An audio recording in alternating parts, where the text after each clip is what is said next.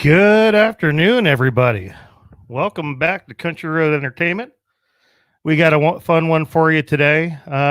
Since we're still practicing the whole social distancing topic here, makes it kind of hard to go out and visit with y'all, or visit with the bands, or go to the venues and do those shoots that we enjoy so much. That being said, today, if y'all saw in the description, we have guests Kit and Donny from the Donny Grubb band. I see right now Kit is waiting to come in, so we're going to bring him in right now and go ahead and get started. Oh, hello. How we doing, Country Road Entertainment? Hello, Donny Grubb band drummer. How you guys doing? We're hanging in there, man. I'm a little twitchy given the fact that I can't remember the last time I actually officially left. Actually, that's not true. I had to go to the church to pick something up yesterday, but we practiced social distancing. Oh, fun. I was just happy that I remembered how to drive. Right. That's kind of definitely where I'm at too. When I went and played at my church gig today, and it was a very similar situation. I think Donnie said he was there, so I don't know if are you not seeing him in the. He's not here. I don't know if he understands that he has to click on that link. Let me send it to him again. Oh, okay. Let's see here. Because, yeah, he's not in the broadcast with us. Sending it to him once more. Donnie, go to the link. Big shout out before we get started to our patrons. Today we want to give a big thank you to Josh Roy Country. We're even wearing his cap. And yes, I even paid for it. Oh, wow. All right. Didn't just hook you up, huh? Nah, hey man, we all got to get through somehow. We got to cover. That's right. I don't expect free handouts, you know. Yeah, I still got to give Josh Roy a hard time here. Oh, we all love Josh. Oh yeah. And we got Lindsay today in the chat helping us out. Haven't seen anything come through yet, but she'll be moderating today. Awesome. Yeah, we'll be taking everybody's comments on the air as well. So if they have any comments, questions, if they want to rag on Donnie and Kit, that's fine. Can't rag on me. Well, I mean, you could, but I've seen it all. So rag on Donnie right now because he's not in here yet. Yeah, well, Donnie, go to the link. Yeah, he saw the message. Yeah, Donnie, all you got to do is click on it, and that'll pop you in. So what's going on in your world with quarantine and everything? Are you working any other way or? Yeah, actually, like the day that, everything hit the fan, basically, I started a new job where you're leaving the IT world. I'm kind of stepping into it. I got a job over at CDW. Oh, CDW, really? Yep. Mm-hmm. Yes, sir. So I'm doing that on top of playing music and stuff. Oh, okay. I respect that. And honestly, as much as I'm trying to get away from it, I'm still doing IT work. I gotta, with everything shut, I'm basically almost full-time playing web developer. So, there you go. That's awesome. It's a skill I learned back in 2007. I'm glad I picked it up. No, absolutely. That's what my brother does for a living. He works for, what is it? USAA. Oh, nice. Yeah, does web development for them. And one of our patrons has popped in. Sorry. Huh. Hey, Barbara, how you doing? Barbara is she's in Casa Grande, and she's one of our patrons. Nice to meet you, Barbara. We actually we also moderate for another YouTuber as well. We're a couple of his volunteers, anyhow. Sick. Where is Donnie? I don't know. I just shot him a text asking him if he was lost.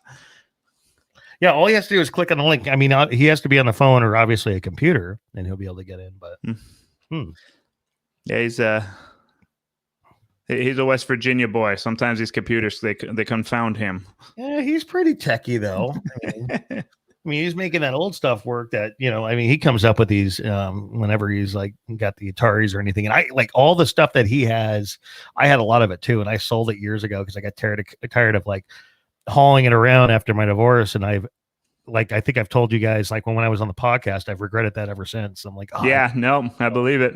Yeah, I couldn't. I couldn't imagine right now being like, oh man, I want to go back and play. That single joystick with a button on it. Actually, you know what? I mean, we have PlayStation and everything, but I find, the classics just more entertaining. Yeah, You know? the simplicity of it. Well, and then you had to really worry about like gameplay, like actually having gameplay, kind of worked into it. Uh-huh. So, The only thing I don't, well, now there's mods, but back in those days, the only thing I didn't like is you couldn't save it. So, Yep. you're playing all weekend on whatever game, and then, Sunday night comes and it's time for dinner and bed. And then the next morning you're praying nobody turns off the NES or the Atari. or no power outage. Yeah, none of that business. I see an image for Donny. Uh-oh. It's happening. Yeah, I think I see a hand, now a body. I think we need That was to start, weird. I was like seeing phases. right. We need to start seeing singing like the final countdown or something. All right. So how am I not being able to use my mic? I don't understand. Am I doing something wrong here? Yeah, you should be able to use your mic, dude. I'm trying, but I have my thing plugged in, but it's not like working now. It was working a second ago, and then I clicked on your link, and then it said nope. You click Once on you're Cam in and there- Mike down at the bottom. You should be able to change what microphone you're using. This is fun. At least everybody gets to see how fun this is over the air here. Yeah. This is called troubleshooting for non-tech folk. Quit making fun of me. I live to make fun of you, Donny Grubb. That's what. I'm a recording engineer, you son of a bitch. Well, thank goodness it's not a kid show. Okay, so where do I check the microphone? Where do I adjust the microphone thing? There should be a banner on the bottom where it says Mike, Cam, and Mike, and when you click on that, a box will come up, and then you'll see audio. Okay, I see audio, video, flip, chat. Click on audio. Okay. And then Mike.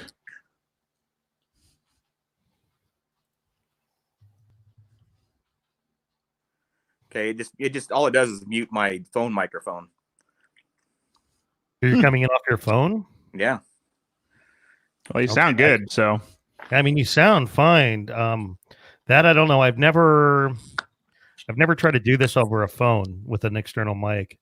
I mean, right now I'm coming in through my my mixer. All right. Well, what the hell? If this works, it works. No, you sound good. I mean, there's no echo or anything, so no complaints there. What kind of phone is it? It's an iPhone 11. black one. 11. Yeah. It's the iPhone 11. 11. Yes, 11. Yes, I got you covered, baby. I got you covered. Thanks, man. Yeah. Kit. Donny. How are you? Donny and Kit. I'm dandy. I haven't seen you in like a month. Like this hasn't happened in a very long time. I know it's been great for me. I don't know about you, but I'm enjoying it. I miss you. That's what you say to me, you son of a bitch. Yeah. No. So what the hell happened to your head, man? I'm trying this whole like super villain look out for a try here, and I think I'm pulling it off all right. Well, Yeah, you're worse. somebody told me that he was remodeling the exterior of his house to look like an evil volcano. That's right.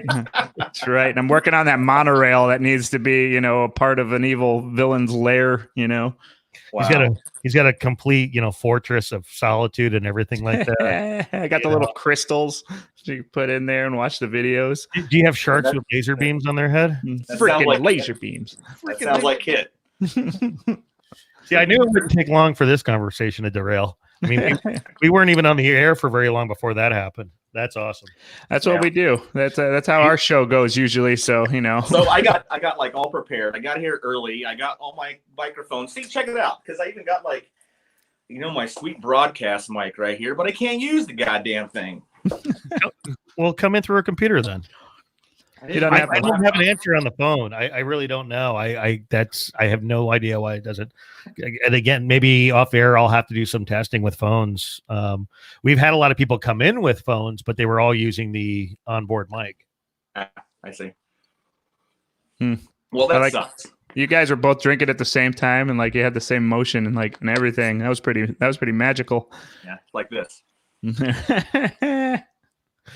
Like my actually, this is it. Product placement. There you go. Naked. Actually, I should not, because I really don't. I hate this company. I don't really like their coffee.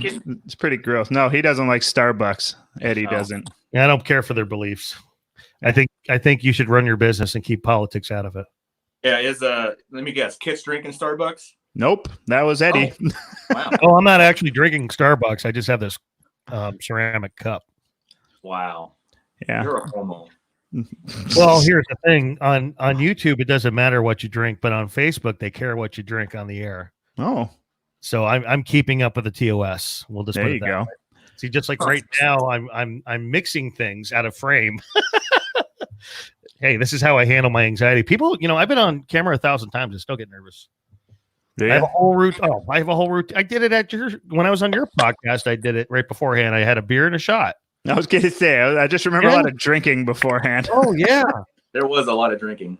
It was very George Brunson-esque. Oh, yes. Well, I was telling my my daughter last night, like when I was in high school, I went to an alternative school and I actually did my finals all as like oral exams with Q&As and everything like that. So I've been in front of people for years. I just still get nervous. That's what it is. My watch here was alerting me about 10 minutes beforehand that my heart rate was through the roof. Uh-oh. Yeah, I was sitting at like 140 BPM or something like that, like for 15 straight minutes. I was like, dude, I need to relax. Yeah, Donnie's a pretty intimidating fella sometimes. I am. So you want to see my haircut for my quarantine haircut? Bust it. Let's see. Yeah. Look at this. Look at this. Whoa. Right? I'm Donnie rocking this, right? Dude, you just celebrated another birthday and it looks like it. Yeah. Bro, you know what I'm going to do now, though, is I'm going to like take my hair, so I push it down like this and then wear my hat like that. There you go. Because that's country.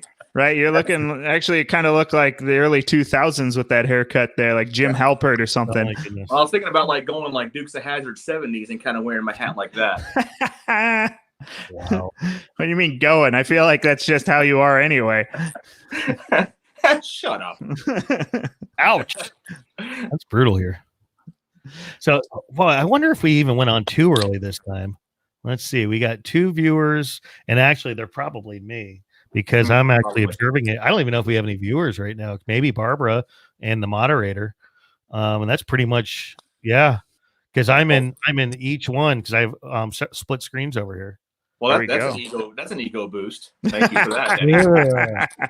I'm bummed. Well, I was just trying to make it work for everybody, and generally we have anywhere from like 30 to 100 people in here. So I'm just like, whoa, maybe we're well. Today. You did put my name on the advertisement. That'll scare away people. Like I did.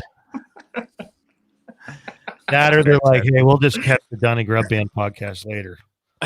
Screw this country road guy. Oh man, no, I threw it all up on all of our stuff there. You know, I should probably share it on my private page. Let's see if I can make that happen. Oh, we have a musician guest, Rich Adams. Is this not live? It is very much so live, Rich.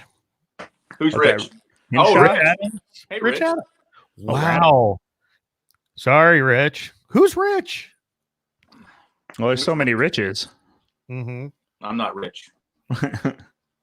Oh, well, we all wish we were rich. Is Rich?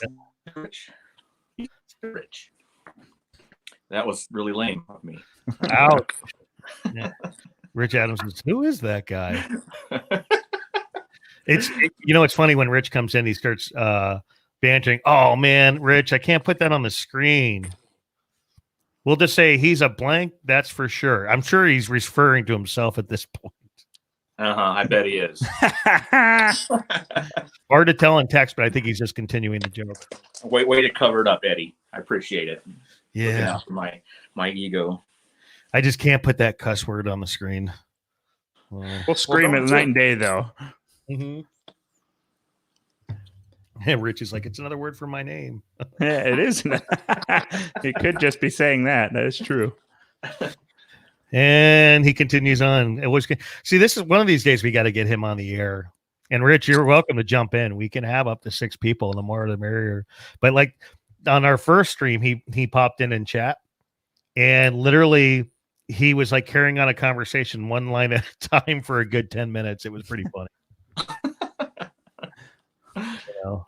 I mean, I will say this. I mean, to work in music, you have to have a sense of humor. You really do. To work in anything where you stand in front of people, you have to have a sense of humor. Oh, straight up. No, and I get to look at Donnie's butt all night, so I have to have a sense of humor about that. I do a lot of squats just for Kit. Wow. And just so you know, I've noticed. Do you lean over and grab your own ass just for him? He gets this whole look going on, you know.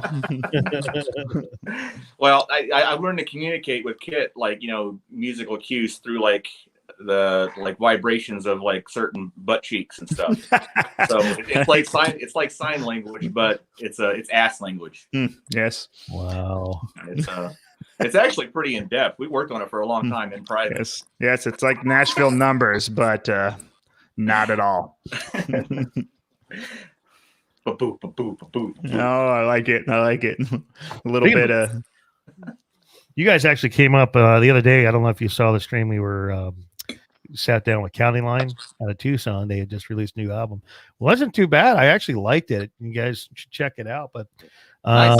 Donny had snuck into the chat room, and you know, I was kind of explaining how you've actually played roles in bands from here. Like, so if a band's working on an album, say they're in Nashville, they'll call you to do a guitar piece, and you're recording it right there in your home studio. Yeah, actually, this isn't at my home. If I had a studio in my home, my wife would kill me. So this is a secret location. But yeah, I do a lot of guitar tracks for folks around the country and stuff. And I think it's fun. Works out pretty well, I guess. I'm a lucky guy. We got Christy Donnelly Wojtkowski. Hey, Donny, y'all know her? Yeah, we know Christy. Right on. Christy's our homie. Hey, Christy.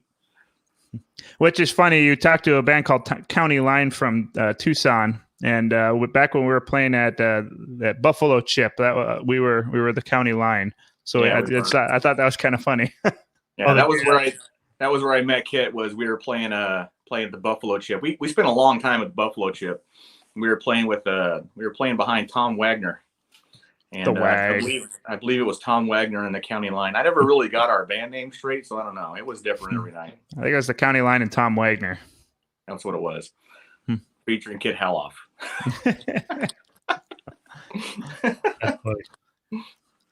Look at that. You changed your angle there. I did. I have batteries going bad on me, and the AC I ordered isn't here. And I mean, the batteries are charged and literally just died. So we're in another camera angle. Yeah. Well, it looks equally good. You knocked it out of the park again. I don't know. I'm not too happy with the lighting now. All that time getting the lighting right and nothing. This is no stakes. Hang on. So how many of these shows have you done so far there, Eddie?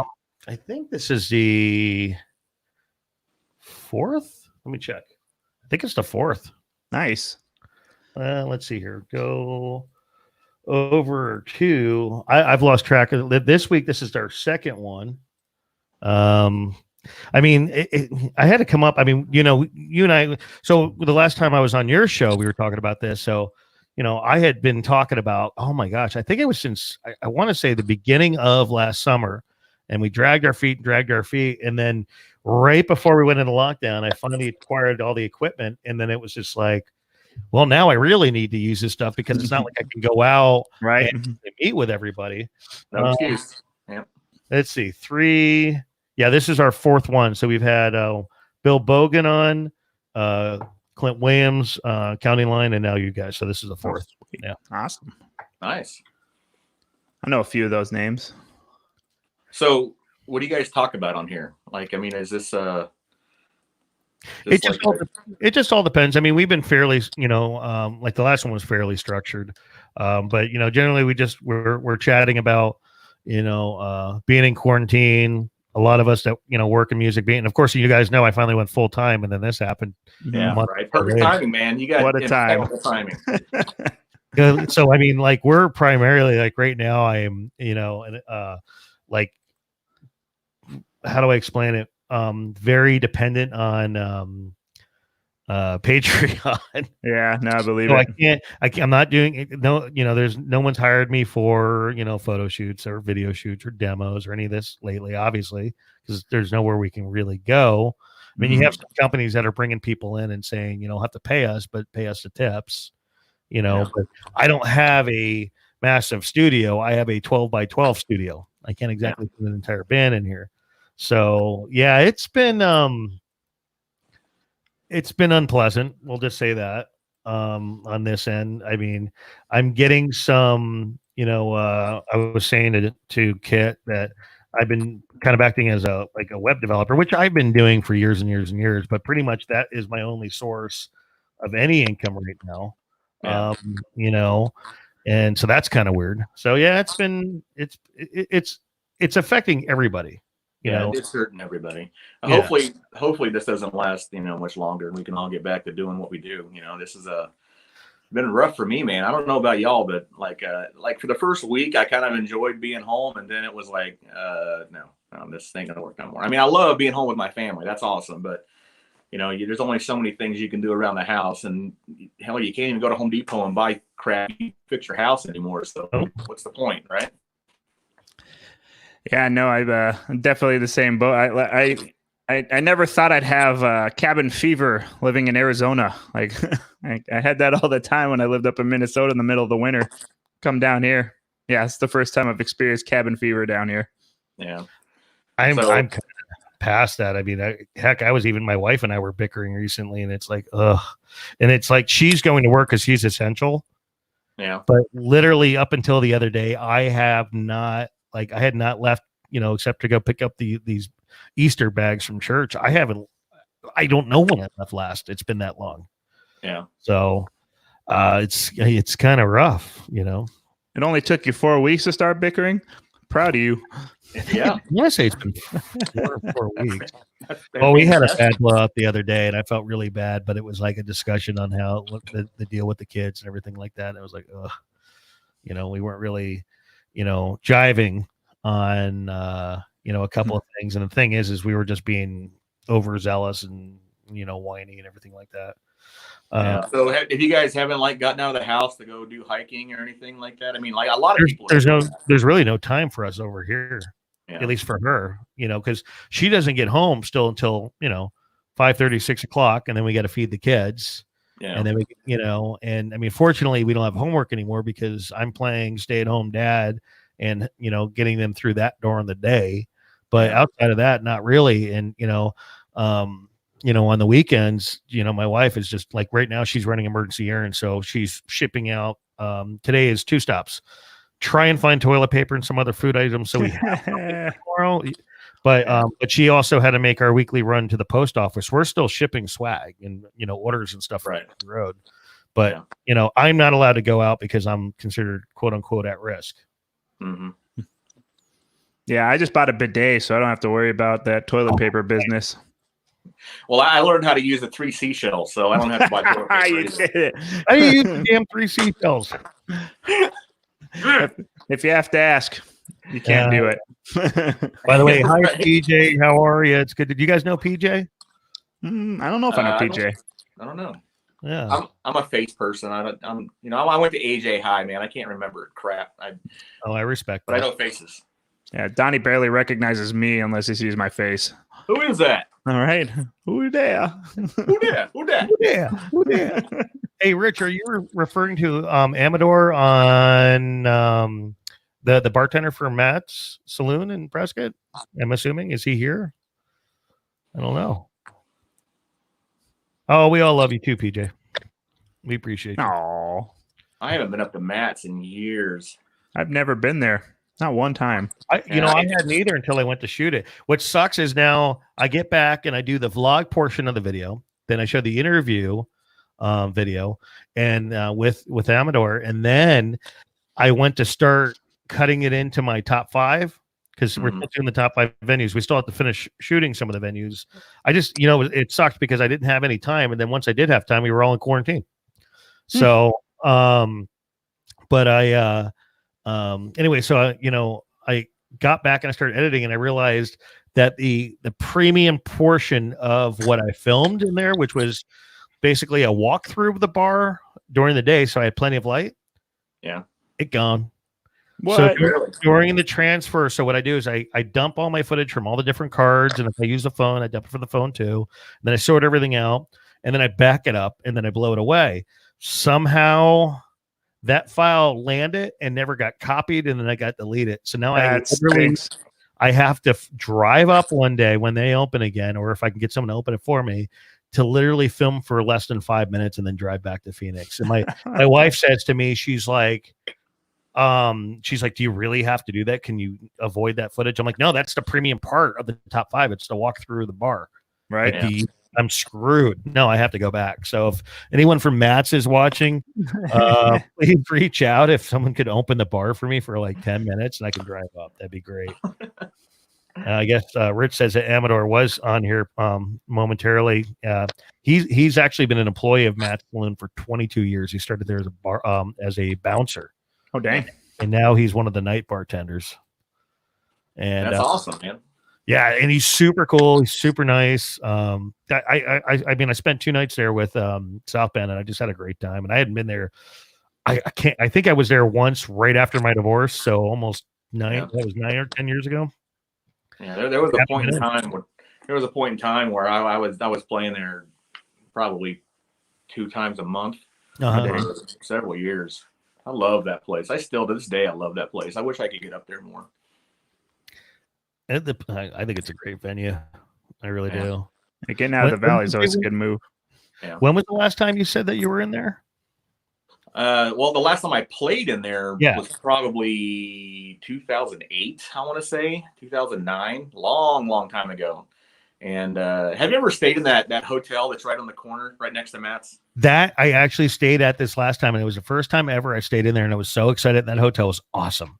That hotel scared the crap out of me. Right? Like, why? I swear it's haunted. I know for a fact it's haunted. I actually only I only spent like 4 hours in the hotel that last night that I was there, and I went and slept in the band van because I couldn't take it no more. There was just what room were you in? I don't know. I have no idea what room 666. I mean, I was specifically told. I think I was on the third floor. Anyway, so the floor I was on, they specifically mentioned the room to be concerned about, and that was way down the hall for me. I actually never slept so good. I loved it. I thought it was great. There you go. You're gonna think I'm crazy, but here's my story. Okay, I love the hotel. I love all that old stuff. I mean, you know me. I'm a dork for that kind of stuff. He's an old guy. Like, I'm sleeping in my room, and like I was bunking with the bass player from the band, and the bass player was out like doing Prescott stuff and like having fun while I was being a dork and trying to go to sleep. And like I'm laying in my bed, right? And I have my head on my pillow, and I'm hearing things in my pillow. Like I can hear things happening in my pillow. And I look up, and I'm like, what is? I thought it was like people next door or something. I lay back down, and no, it's like in my bed. So I'm like, nope, I'm gone, out of here. Bye. Donny Grubb. That's exactly what it was. How are you sleeping? The worst experience I ever had in a hotel was the what the heck is it? The Monte Vista, I think it is, in Flagstaff. Oh yeah. I didn't. And what's interesting is when I'm around, I was like bar hopping with my ex-wife when we were up there. It's just a million years ago, and people were in each place. I would ask people, "Hey, is this building haunted? Is this give me?" I want to hear all the different stories, and they were all telling me the same thing. Whereas, like light bulbs, check your light bulbs because they might be loose or anything like that. And I know when I left, all the light bulbs were on. When I came back, I flipped on the ones in the bathroom, and like 2 of the bulbs were out. And then I walked up and screwed them back in, and they were fine. I was like, oh, great. I go to bed, and I get up in the middle of the night, flip on the light switch for the fan above me so I could see. And sure as heck, half of those bulbs were out, and screwed them back in. I'm like, no one's going to walk into my room while I'm asleep, you would assume. So I got nothing. Yeah. I was just not a happy camper. I don't like ghosts. Me and ghosts don't get along. Have either of you guys ever stayed in Jerome? I heard there's some cool stuff going on up there too. I don't want to do that. Yeah, Jerome was awesome. I dug Jerome, man. There was this I can't remember the name of that little place that we played at, but it was like it was a big open room. It was a pretty cool place. But that hotel we stayed at, don't ask me the name of it. I don't know. That's the old hospital. Yeah, and there was an insane asylum in there. Oh, hell no. Yeah, it was in like the restaurant, like where the crematorium was. There was an asylum in Jerome. No, actually, I think the restaurant was it the crematorium, or was that actually the? Or it was like the insane asylum, I think, was actually. Well, yeah, but it had a crematorium like in there, and like something that like is a part of everyday use there was like either attached to the crematorium or it's like in the crematorium, like the kitchen or something like that. Yeah, something weird like that. Oh, hey, that's like that's kind of like, okay, so I'll tell you something, and I hope I don't get in trouble for saying this, but like back when I first got out of college, like my day job, I was working at Desert Samaritan Hospital, which is now Banner Desert or whatever. I don't know. Working as a transport, where I just like hauled patients around the hospital. And I think I was 9 years old at the time. And every once in a while, I pick up, somebody had recently passed away, take them down the morgue, and stick them in the. And I worked nights, in the middle of the night because I was like going to school during the day and stuff, and it was crazy. But anyway, so the morgue is right next to the cafeteria, and like the refrigerator you put like the body shares the wall with the refrigerator for the kitchen. Oh no! I always thought that was a little creepy. Yeah, it is a little creepy. Ooh. Yeah. So the first time, like, I didn't know that. Like, I don't know why we're talking about this, but I'll tell you my funny story. Okay. Is I was working midnights one night, and it was like 1 o'clock in the morning, and I was the only person. I worked in the radiology department, and whenever they needed some extra hand or something, they'd call me because I was the only one in there in the middle of the night. And so I got called up to go take this elderly gentleman down to the morgue on the 4th floor, take them to the bottom floor. And I get him the gurney. I don't see him, because they're all covered up and stuff.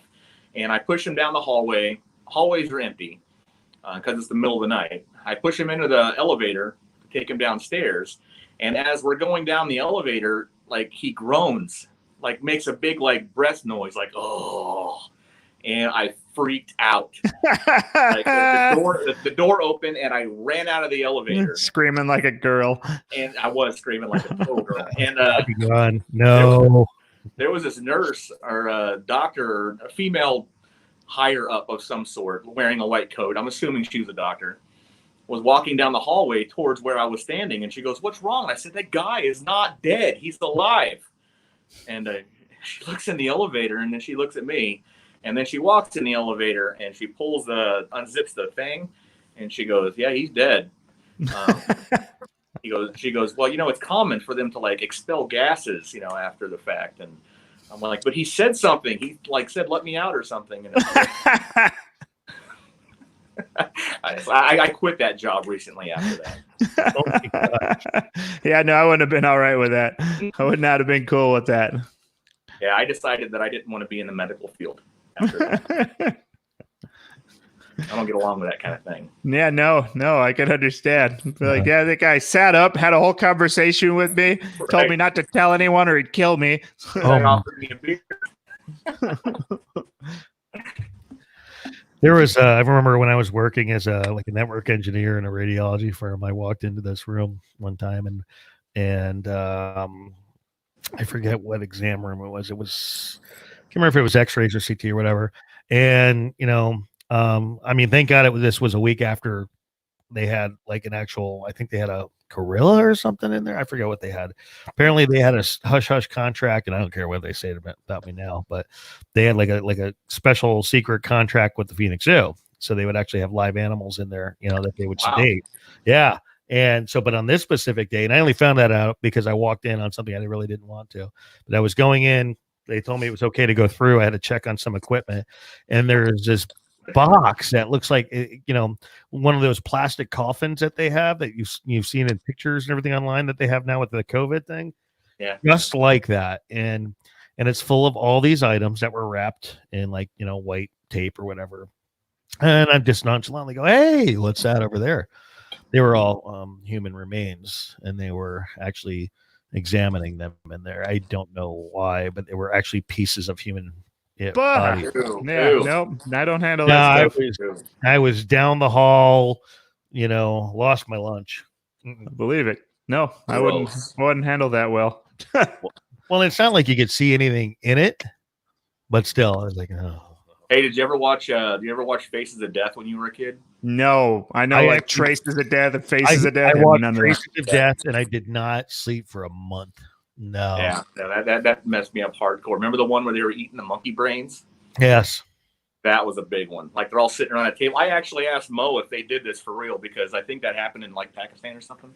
And he like slapped me. But anyway, they're all sitting around a table with a hammer, like smacking this monkey to death. And then they like dig into his brains and eat it. And that was dessert or something. Like I remember seeing that in Indiana Jones. Yeah, I was going to say that's totally Indiana Jones. But yeah, from my understanding, it's a real thing. Yeah, that's wow. So, well, why did Mo slap you though? Well, he does that on a regular basis anyway, so I don't know. Oh, what? Beat you and eat your brains or what? I'm confused. I might have been making fun of him. So you had it coming then. Yeah, no, Donnie always has it coming. Yikes. Yeah, always. So what have we learned? Holding the hammer. What have we learned? Hold the hammer. Gross. Remember the one where the guy fell in the alligator pit?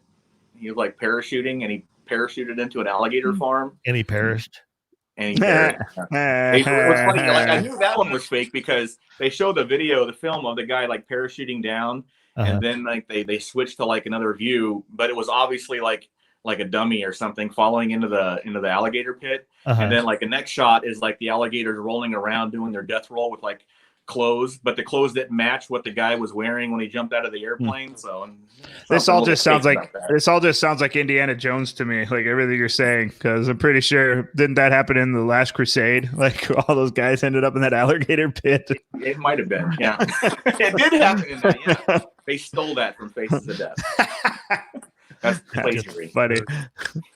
That's hilarious. Yeah, we'll just all somehow make this circle back around to Indiana Jones here. Hey, so Kit, are you taking the twins out to parks and stuff, or are you keeping them in the house? We're taking them out front and taking them out in the back, but yeah, we stopped taking them to the parks and stuff just because. You guys have a park in your neighborhood? Yeah, we got a bunch of them, and it's just God only knows what's happening to those. They wrote those off. I think so. Yeah, we're just kind of staying away. Like everybody, I mean, I've never seen more people outside of my life than I have right now. Yeah, and I tell you what, like the second weekend of this whole shutdown thing. My wife is huge into hiking. She loves hiking. I'm going with her. It's good for me. I hate it, but I enjoy getting out of the house.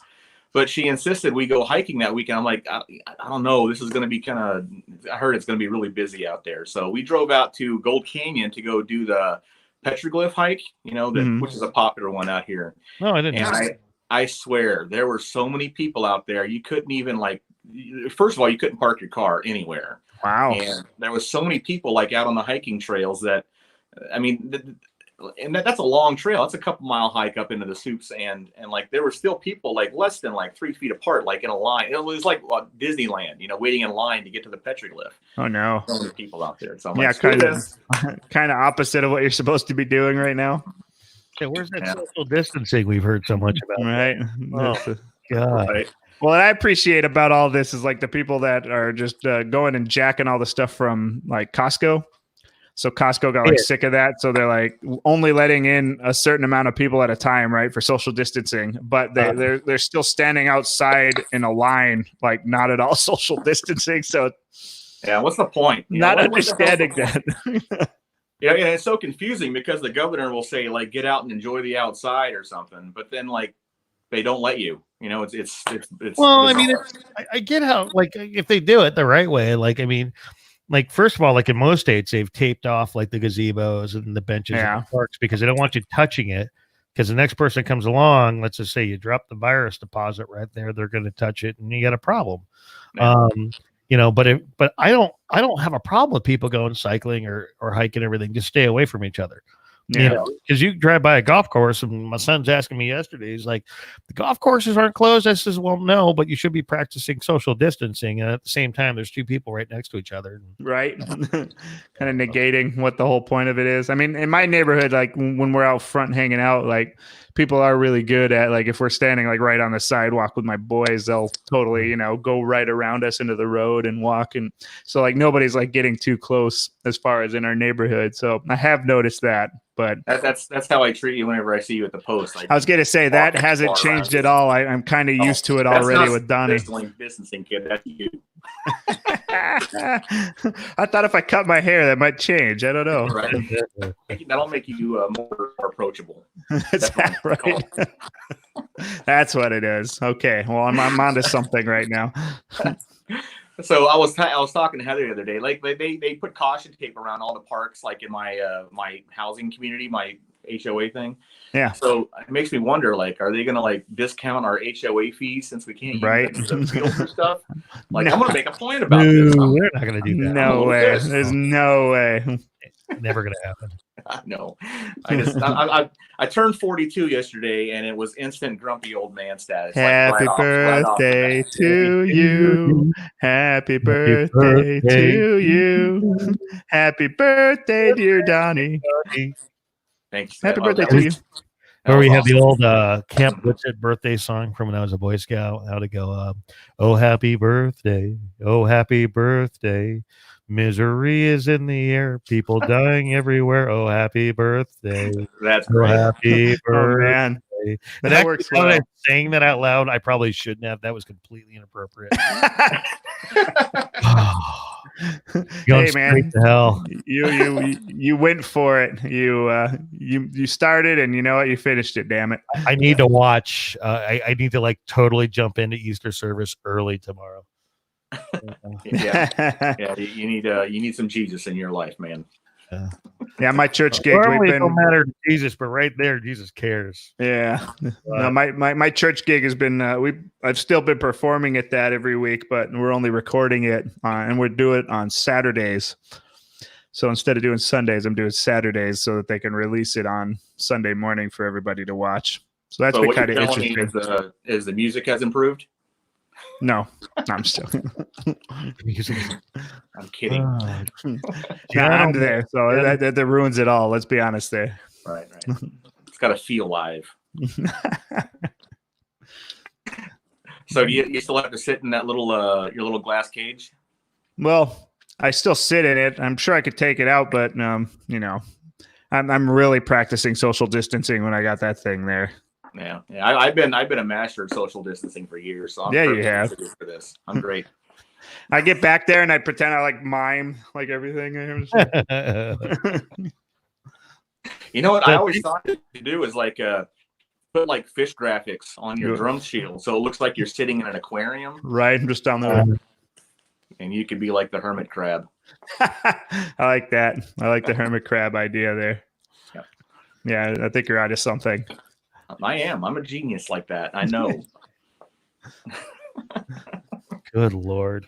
Sorry. Speaking of which, so I know we were all talking about the summer tour and then the show up in Canada. So what's going on with that? I was thinking about that the other day because I know the borders are locked down. So yeah, as far as right now, nothing's been canceled.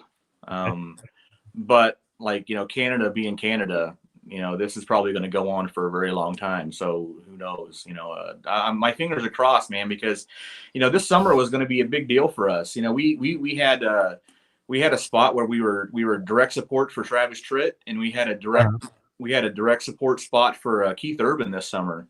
And this was Travis Tritt's one of my heroes. He has been since I was a little kid, man. And if I don't get to do that, I'm going to be absolutely heartbroken. And I don't know. Right now, it's just nobody knows. It's kind of still up in the air. Yeah, I'm hoping. I love going up there. It's fantastic. Great time. Well, and I was all excited because y'all, had invited me. I was like, this is going to be awesome, And yeah, it's fantastic up there. It's everybody's just amazing, man. They're some of the nicest people I've ever met. And everybody. The whole thing up there is it's completely like, it's not family run, but it is a family because everybody that works that festival has been working together for a long time. And and I don't know if you've had a chance to meet our buddy Kenny Hess yet, but Kenny's the one that brought that. Follow him though. I do follow Kenny. Yeah, Kenny. That's Kenny's baby. So if you go down there, if you were to be at the festival, you'd see that like. the guys back humping cable behind the stage to the guys that are selling beer or have all been part of Kenny's bubble for a really long time. So Oh wow. Everybody knows each other, and we're all fans up there, and it's a beautiful thing to be a part of, and that's just not me being political. That's the honest truth. I love it. I love every bit of that thing. Oh yeah, I'm really excited. I hope it still happens, and I hope that I can still go with you guys. Yeah, well, it's still far enough off to where it's not a definite cancel, but close enough to where who knows. I mean, I guess they're projecting like Canada's peak not happening until like July or something. So if that's the case, then who knows. But fingers crossed. Absolutely.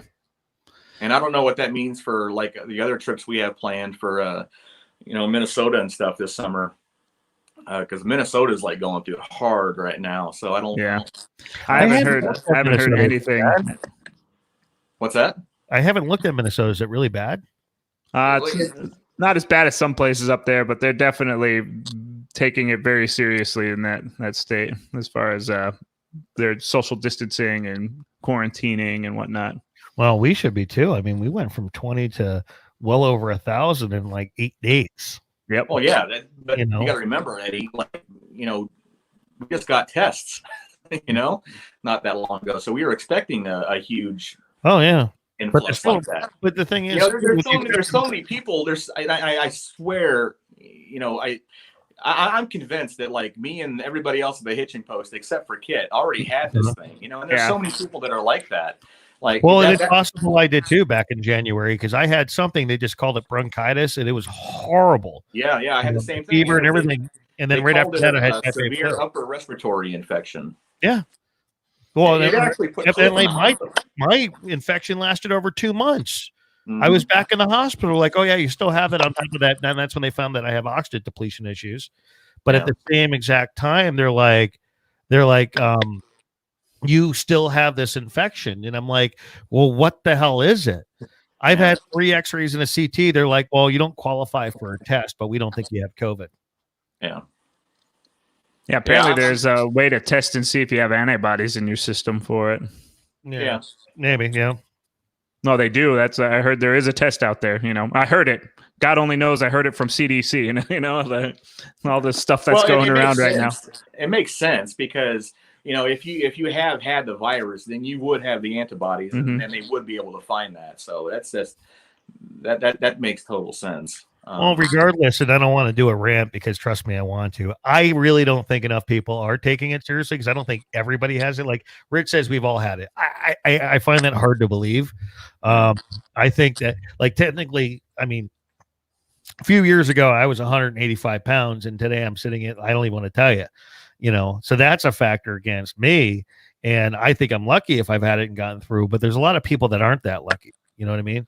Oh, so, definitely. Yeah. I mean, it's definitely dangerous. I mean, I'm not downplaying it at all. I mean, I don't think anything in our lifetime has ever been this contagious. That's what scares me. Yeah, exactly. Well, that's what's so dangerous about it is the fact that it is as contagious as it is. And I mean, I don't know. I'm an idiot, so what the hell do I know? But I know that I got sick as hell in January, and so did everybody around me. And it was something that I had never had before. I hadn't had the flu in many, many years. And when I got that, like even when we all had it at the same time, we all looked at each other like there's something odd about this. And that was before I even, none of us had even heard about Corona or COVID or whatever the hell you want to call it. Had no idea, but I knew it was different. I knew it was something that like we got really fast and it lasted for a long time. And I was doing cartwheels and stuff around you guys. And I don't know how that happened. Like these guys everybody in the band was sick except for me. Well, I mean, it's because your personality is so damn poisonous that nothing can touch you. Oh, man. That's funny. Yeah. I love you. Oh, I feel the love, baby. I feel it. This is touching. You guys gonna hold each other now? Oh, we'll hug each other. Don't you worry. We'll social distancing hug each other. So even though Kit and I haven't seen each other, since we left the hitching post a month ago, we've still worked together because we just finished a record for well, not a whole record, but a set of songs for Sammy Eubanks up in the Washington area. And which I don't know if you've heard the final mixes yet for that kit, but they turned out really nice. I can't wait to share them with you. I can't wait to hear them. That's awesome, guys. And it sounds like we're starting a new one next week. Yeah. Yeah. Sounds like the guy that you got your hat on there, Eddie. Cracker Barrel? Oh, no, Eddie. You're not Eddie. What about my hat? Oh, are you wearing a Josh hat? Yeah, he is wearing a Josh Roy hat. Yeah. You know what? Okay, if Josh watches this, I'm gonna tell him I'm a little pissed because I've recorded multiple instruments on multiple songs and don't have a damn hat yet. What the hell? Well, I had to pay for it. Oh. And he's also and he's also I was waiting for that. Well, so Donnie, I'm trying to figure out more creative ways to so he's one of our patrons too. Uh-huh. He's one of our top patrons, and so he supports the channel. And without the patrons, I don't really think I would still be doing it. I mean, honestly, because of the expenses. And and truth be told, right now with COVID-19, I'm way in the hole for expenses. But I keep going because come on, guys, I've been doing this for way over 3 years now. I'm not going to quit because of some darn virus. Yeah, good for you. Yeah, should have seen me in the stream the other day. I've been wearing my grunt style F COVID-19 T-shirt. People, yeah, I saw that. I saw that. Love that shit. Yeah. Yeah. My wife, well, actually, should I say it on the air? Well, she was listening. I don't know if she's still. She's driving around in a car with running those errands, but I got her a grunt style essential T-shirt. So for her birthday. No, that's cool. I tried to order her every gift I tried to order for this woman on Amazon wasn't going to be here till the end of May. Her birthday was this past week. Really? So this gift is going to be a week late, as opposed to 2 months late. Yeah, anything. I have camera equipment and recording equipment coming that normally I would have in 2 to 3 days at most. Yeah, and I'm still waiting on. Yeah, dude. Well, the whole supply chain got messed up by this. China shut down for 2 months, basically. 3 months. Yeah. They're just finally starting to come out of it, and we get all of our electronics from China. Yeah, Taiwan and all that, and it's just we're going to be feeling this for a little bit. I have a feeling. No, it's gonna sting for a while. There's no doubt. And clothing too, all that stuff's coming from places that either have been hit hard or are currently being hit hard. So better really, really enjoy your shirts that you have right now because you're definitely stuck with them for a while. My shirts come from Walmart, so they don't last long at all. Donnie might be just running around shirtless here. We're not going to be civilized for much longer. Have I ever been? No. See, me, if I could just I'm eating better than I have in a long time, and I'm still not losing weight fast enough. But I got an entire closet full of medium, large, and extra large. So I get to go shopping as soon as I drop the next. I get to wear this again. Lord knows how many of my own T-shirts I have in there to boot, but So that brings up a good question. So Eddie, how much poundage have you put on in the past few weeks? I don't know, and I choose not to find out. But I'm eating better. I really am.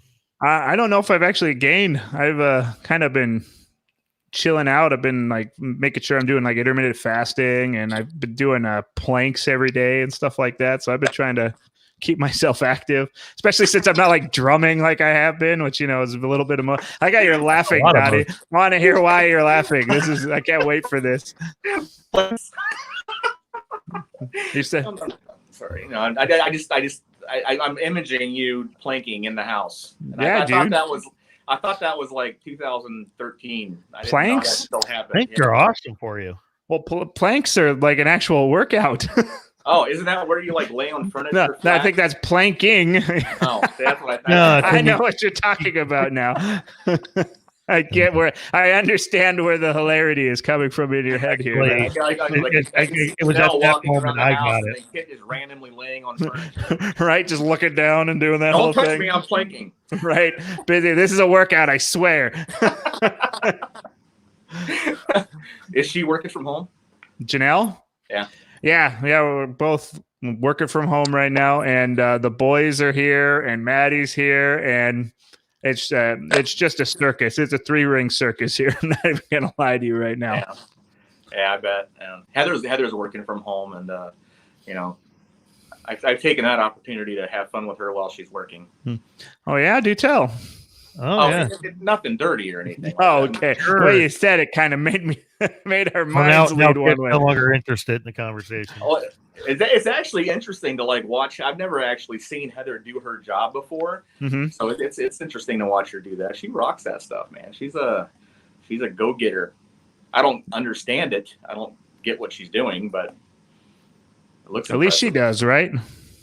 What's that? At least she does, right? Yeah, at least she does. Yep. No, it's crazy to also like see like your significant other and the person they are at work versus the person they are at home. Yeah.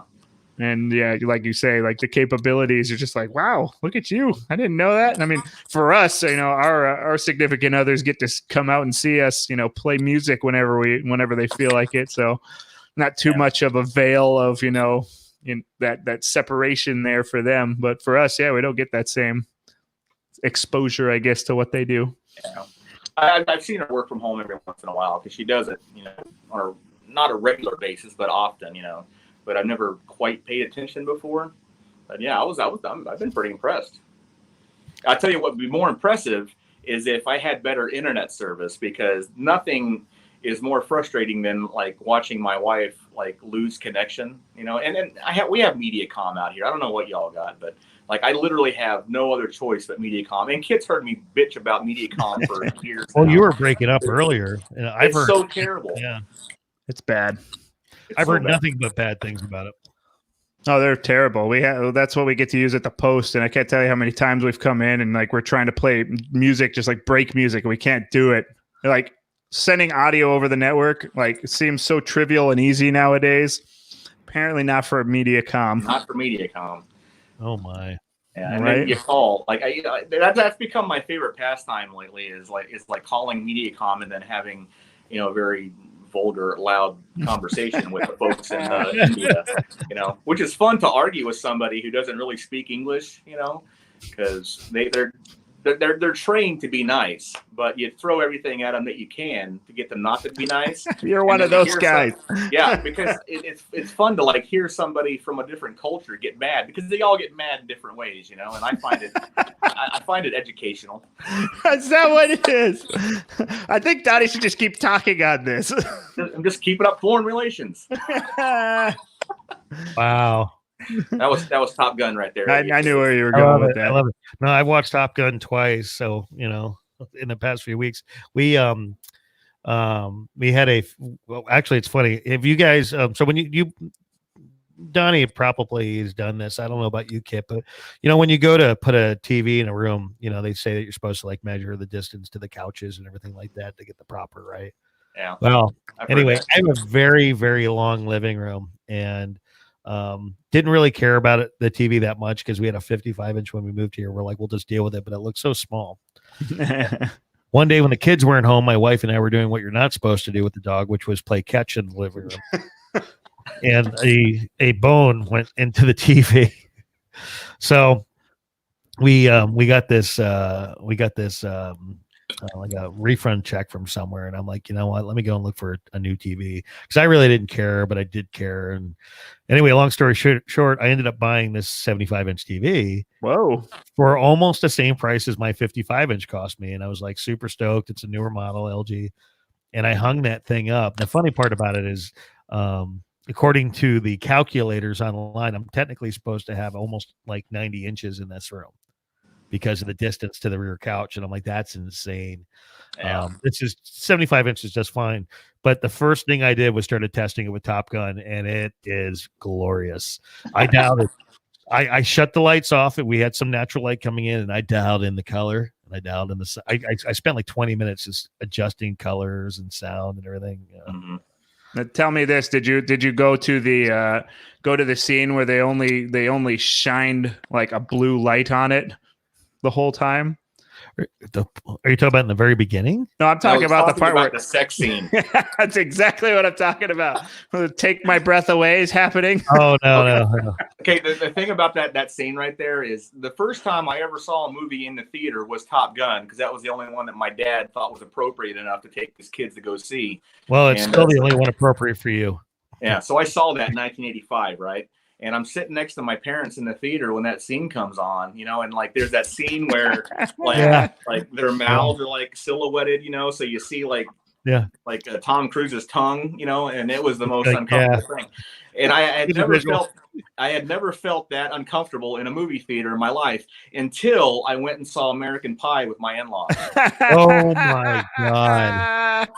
That was the worst. Yeah, man. Oh my my brother away. Oh man, the American Pie. Oh. Mm-hmm. Yeah. Oh, it's just like last night. So I'm hanging out with my daughter, and my wife had gone to bed. So we were all playing like trivia on the PS3, and we were watching clips of funny clips from Family Feud on the TV. We actually, what's cool is LG gives you like an extra 200 or 300 channels now if you have an internet connection. I'm like, this is cool. So on the top of your antenna. And anyway, so we got bored, and I decided, because she saw all these trivia questions about this one movie in not my brightest moment ever. I decided to put on the 40-year-old version. Yeah. And I got 4 minutes into it, and I looked at my 15-year-old kid, and I'm like, this is not going to happen. So I picked a movie that has one of her favorite guys from Twilight on it, and he's a superhero or action hero. So I'm like, you're fine. I'm like, but I literally looked at, I turned beet red. I'm looking at the screen going, what the hell am I thinking? Did I have one too many beers today? This is not a movie you watch with your kids. Yeah. I mean, she's 15, but like she was laughing her butt off, and she was laughing at me when I shut it off because I was so embarrassed. She's not stupid. I'm just not. It's not going to happen.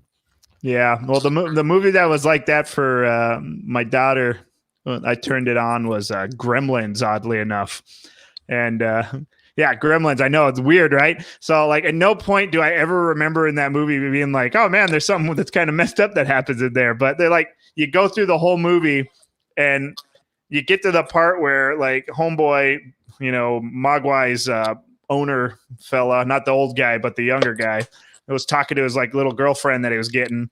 And she starts telling a story about how her dad dies and how he dressed up as Santa Claus and tried going down the chimney. And then he like died. And then like she's telling this whole story. And then she's like, at the end of it, she's like, and that's how I found out that Santa Claus doesn't exist. I'm just like, I'm like, my like 6-year-old daughter's sitting over there, and I'm just like, don't listen to any of that. What the heck? I forgot about that. Yeah, no, that was that's not awkward at all, right? Yeah, that was fantastic. Beautiful. I mean, not quite as, explicit as 40-year-old virgin, but definitely not something you want for your 6-year-old. Oh gosh. Sorry. Didn't mean for Gizmo to ruin your childhood here. I'm gonna have to go watch that movie again. It's a great movie. And my little boys just came in here. Come here real quick. I want to show everybody you. Here's KJ. Hey, KJ. And this is Riker.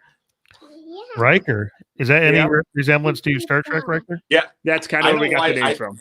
I know why his name's Riker. You should tell everybody why his name's Riker. Because, they're twins, born at the same time, but Riker was number 2. No, he was number 1. Number 1. I'm sorry, number 1. Yes, so number 1. I messed that up. Sorry. Say yeah. Yeah. Yeah, that's funny. Hi, little dudes. Go upstairs and play in the rain with Mama. That is an awesome name. Hey, so Kit, speaking of Star Trek, have you been watching Picard? I have not watched it yet. Picard is awesome. Yeah. Okay. Yeah, it is awesome. Okay, Eddie, I'm gonna argue with this just a second about this. Okay. I'm not a big nerd. I mean, I guess I am, but yes, you are. I'm gonna pretend I'm not. You are completely a big nerd. I got like 3 episodes into Picard, and I can't watch it. It's awesome. It wasn't Star Trek, but like after all like the old Star Trek stuff, this does not feel like Star Trek at all. It's like way dark and way gritty, and which is awesome. But, it's extremely dark. But it's not Star Trek. That's what I've heard. That's what I've heard about it. I mean, how is it not Star Trek though? I mean, obviously he's completely ticked off the Federation. Yeah, well, and that's okay. That's the thing right there. And I'm going to sound like an idiot when I explain this to you, but okay. So Star Trek had like this utopian like thing, right? Well, apparently that's all fallen apart, and it's like everything's falling apart at this point. Yeah, now it's like people being terrible to each other again. It's like watching Star Trek like gave you hope to like people could be like that or something, and now it's like, okay, well maybe people can't really be like that, and they're just terrible down at the very bottom, and they're always going to be terrible no matter what. So it kind of like takes away the whole thing. I don't know. That's just me, man. I got like, if it wasn't Star Trek, if it was something else, I would totally dig it. It's I think it's put together great, and it's like the cinematography is awesome. It's beautiful. It looks beautiful, but like it kind of screwed up some Star Trek stuff for me. That's what I was reading. Like, took the just the positive nature of what Star Trek was, especially like when you got into the Next Generation and Deep Space Nine and all that stuff. Where that definite. I mean, Deep Space Nine was a little dark for that era, but I definitely the Next Generation was kind of very positive for humanity. Like we're going places, we're over like wars and stuff like that, and that's what I kind of heard was different about Picard. Yeah, I mean, it's not bad. Like in the least bit is it bad. It's very much a fantastic show, but I didn't want to see Breaking Bad get mixed up with Star Trek. You know what I mean? Now I need to see this. I don't know if it's gonna go like that. I don't know, man. Picard's gonna start making the blue stuff, huh? It's got that flavor to it, where it's very gritty. It's kind of filthy. Not filthy like in a don't show this to your kids kind of way, but filthy as in it's not like people are just terrible. Oh, they're all bad. Well, and you have all these like spies and everything in the Federation now, and like the Federation was supposed to be like a guiding. I gotta stop because I'm gonna sound like a total dork, but Federation was supposed to be like something like Cappy, and like it was like a leader, all throughout the galaxy, and now they're just a bunch of crooks, Oh, yeah. But and nobody really seems to like Picard anymore. He's pissed off a lot of people. Has he? I don't know. Right from the get-go, you see that. Yeah. Oh well, yeah. That's true. Although I was really surprised 7 and 9 cool to see all the characters. Well, it's just 7 and 9. Riker, Troy has been in it. Yeah. 7 of 9's in it from Voyager. Yeah. She's still well, Voyager, they all got home, so. Mm-hmm. I never actually made it to the end of Voyager. I got to watch all that again. I never got into that one really. I mean, I watched a few episodes of that, but I was a TNG guy. Me too. Hi, Joel. Hi, Tarina. Hi, Easy. I'm a huge Next Generation fan. I've seen every episode at least 3 or 4 times. And I've watched them over from start to finish. Yeah. It's classic greatness. I was even playing it on NES the other day. Oh yeah, that's cool. Actually, I've been wanting to tell you. So I think I remember I had told you that I sold all that stuff because I was never thinking I was going to remarry and pass it down to my kids, and got tired of carrying it around, and I completely regret that decision. But I got a NES Classic Mini. Yeah, and then I may have inadvertently dumped another 700 games onto it. Yeah. Inadvertently. By accident, I don't know. But I was actually playing Star Trek: The Next Generation the other day on it. Very cool, man. But it's awesome, and the picture quality is insane, Donny. Yeah. My wife liked it so much. Well, she kind of commandeered it for a while the other day. And, we were enjoying adult beverages and like totally geeking out on NES, but we have a Super Nintendo Classic coming in that may inadvertently end up with a whole ton of maybe more Super Nintendo and Nintendo. Things happen. You never know. All right. The hackers, man, hackers. They just take over your computer and whatever else and just put stuff on for you. That's cool, man. That was how I spent my birthday yesterday. I kind of just laid in bed and played Atari all day long. And, hey, I saw that, and actually, I mean, I have the Atari flashbacks, thank God for that. But some Atari games may actually end up on my NES as well. I don't know how. Yeah, it's possible, but somehow it's crazy how the world goes around. You never know what can happen. Exactly. So, which flashback did you get? You mean for Atari? Yeah. I actually had a pile of them, and I remember selling some, and I don't know where they all are, but the one I have in there is, I don't think it's the 5200. It's the one with the paddles. Yeah. I forget. It's not the 20, because I had the 2600, this one, and then the 5200, but I bought them like all really cheap, like 15 years ago, all the original ones, and I sold them. All the flashbacks have, like, you can use all the original controllers with them, right? I mean, you can use paddles and the stick with it. Yeah, I'm just telling you what came with it.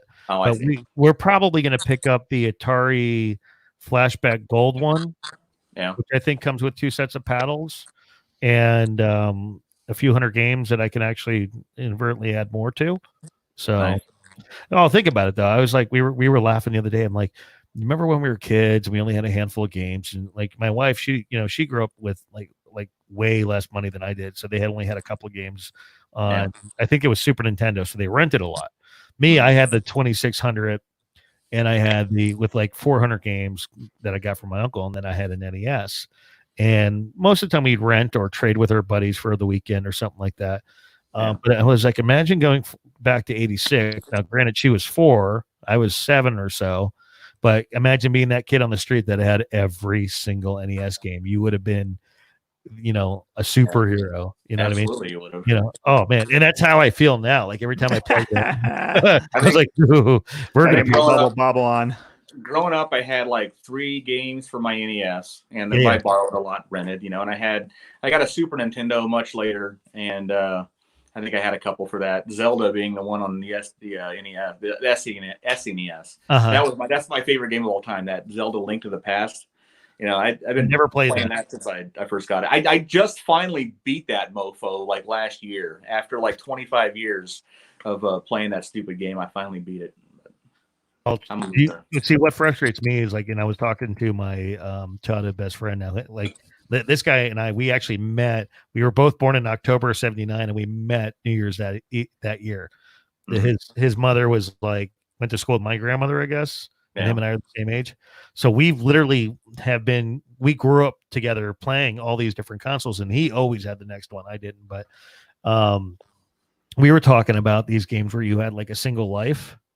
Yeah. Like I think it was Curry Warriors was one, and then Russian Attack was one. And he brought this up, and I actually remember this happening. And I can't remember if it was the late 80s or early 90s, but we had been up all night playing, and he got to the end scene on a single life, and then the NES froze.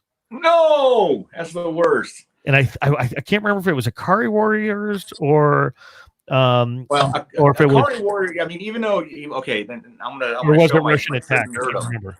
But you did have like one life, but you had multiple like continues. I think it was like up, down, down, or something like that, and like you could respawn. But again, I don't remember which one it was, but that was not an option at this point where he was, and it froze, and he lost his shit. And here it's in the middle of the night, and he actually called Nintendo tech support and lost his shit on tech. Because he's like, bro, I'm at the end. I've been playing this for like, I forget how many hours we sat in there. And of course, he's playing the whole time, so I was pissed.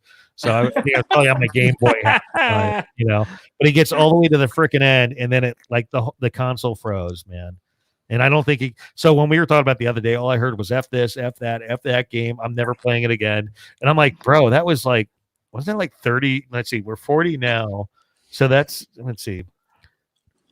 That's 30 years ago, and he's still pissed. Yeah. That had that much of an effect on him. Well, traumas like that, and traumas like usually resurface when you're about 40. So like all that childhood abuse usually pops up later in life anyway. So it's about time. Yeah, I wasn't cool enough. Like when I was a kid, well, I shouldn't even say I wasn't cool enough, but my parents, they set like the expectation for me to be able to get one of those video game systems. Like if you get all A's on your report card, then we'll get you a Sega Genesis. And that was just unattainable for me. I never, ever got a Sega Genesis ever. No, that's not true because you got me one. Yeah, you got me one, which I do thank you for. That was fantastic. But yes, it wasn't until I was well into my adulthood that I finally got that Sega Genesis I wanted. Well, I can actually add Sega Genesis games to these consoles over here. That's wonderful. Here in the list. I think it's recommended that you do it on the Super Nintendo because of the controller. Now, granted, I bought cordless controllers. Donnie, here's a techie moment. So the NES Mini, so the controllers are they're dead on. You know what I mean? With the exception of the cord. And Kid, if you had an NES, they're were super short. Well, these are only maybe 1.5 feet long. So when I initially got it, came with one controller, and it was, thank you. There was one controller, and it was 1.5 feet long, and I'm like, screw this. So I ordered these two for wireless ones, and I can't tell if they're Bluetooth or what. Not bad, about 16 to 20 foot range.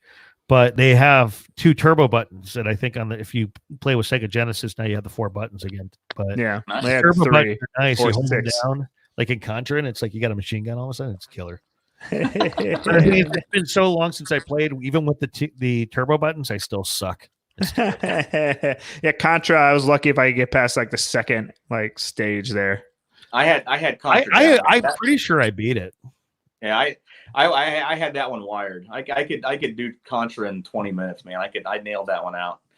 I can't do that anymore. Like, it takes me forever because I'm old and my reflexes have slowed. But when I was a kid, I rocked Contra. I'm gonna ask your wife if that's true or if you're just being lazy. I feel your pain, Jessica. I feel your pain. Jessica, don't worry, Kit. I had to wait for my birthday this year to finally get my own Sega. My brother bought it for me as a gag gift. I love it though. Why does it have to be a gag gift? Why does it have to be a gag gift? Yeah, why does it have to be a gag gift? I love it. Although, here's the thing though. There was only a couple of games on the Genesis that I liked. I mean, there was Sonic, which I've actually bought several of the Sonics now for PlayStation 3, Generations and whatnot, and then the classic. Generations is great. That is awesome. I got to check. I'm not too far into it. I think I'm I don't know, level 7 or something. The Sonic Mania is fantastic too. If you I haven't played that one. Oh, one. So Jessica, you have the mini. She's got like 30 games on it. Jessica, if you want, you can message me offline and I'll tell you how you can add some more to that. Right. He's admitting to it right now. Here, I'll show you the one I got. Hold on, I'll go grab it. All right. Yeah, the thing is when with the Sega Genesis, had one drawback on the Mini was the USB cord is different in the sense that you actually have to go and use the NES one or a different. There's something about the USB cable with it is doesn't transfer data, only power. Oh, I see. So, and all the Nintendo ones are genuine.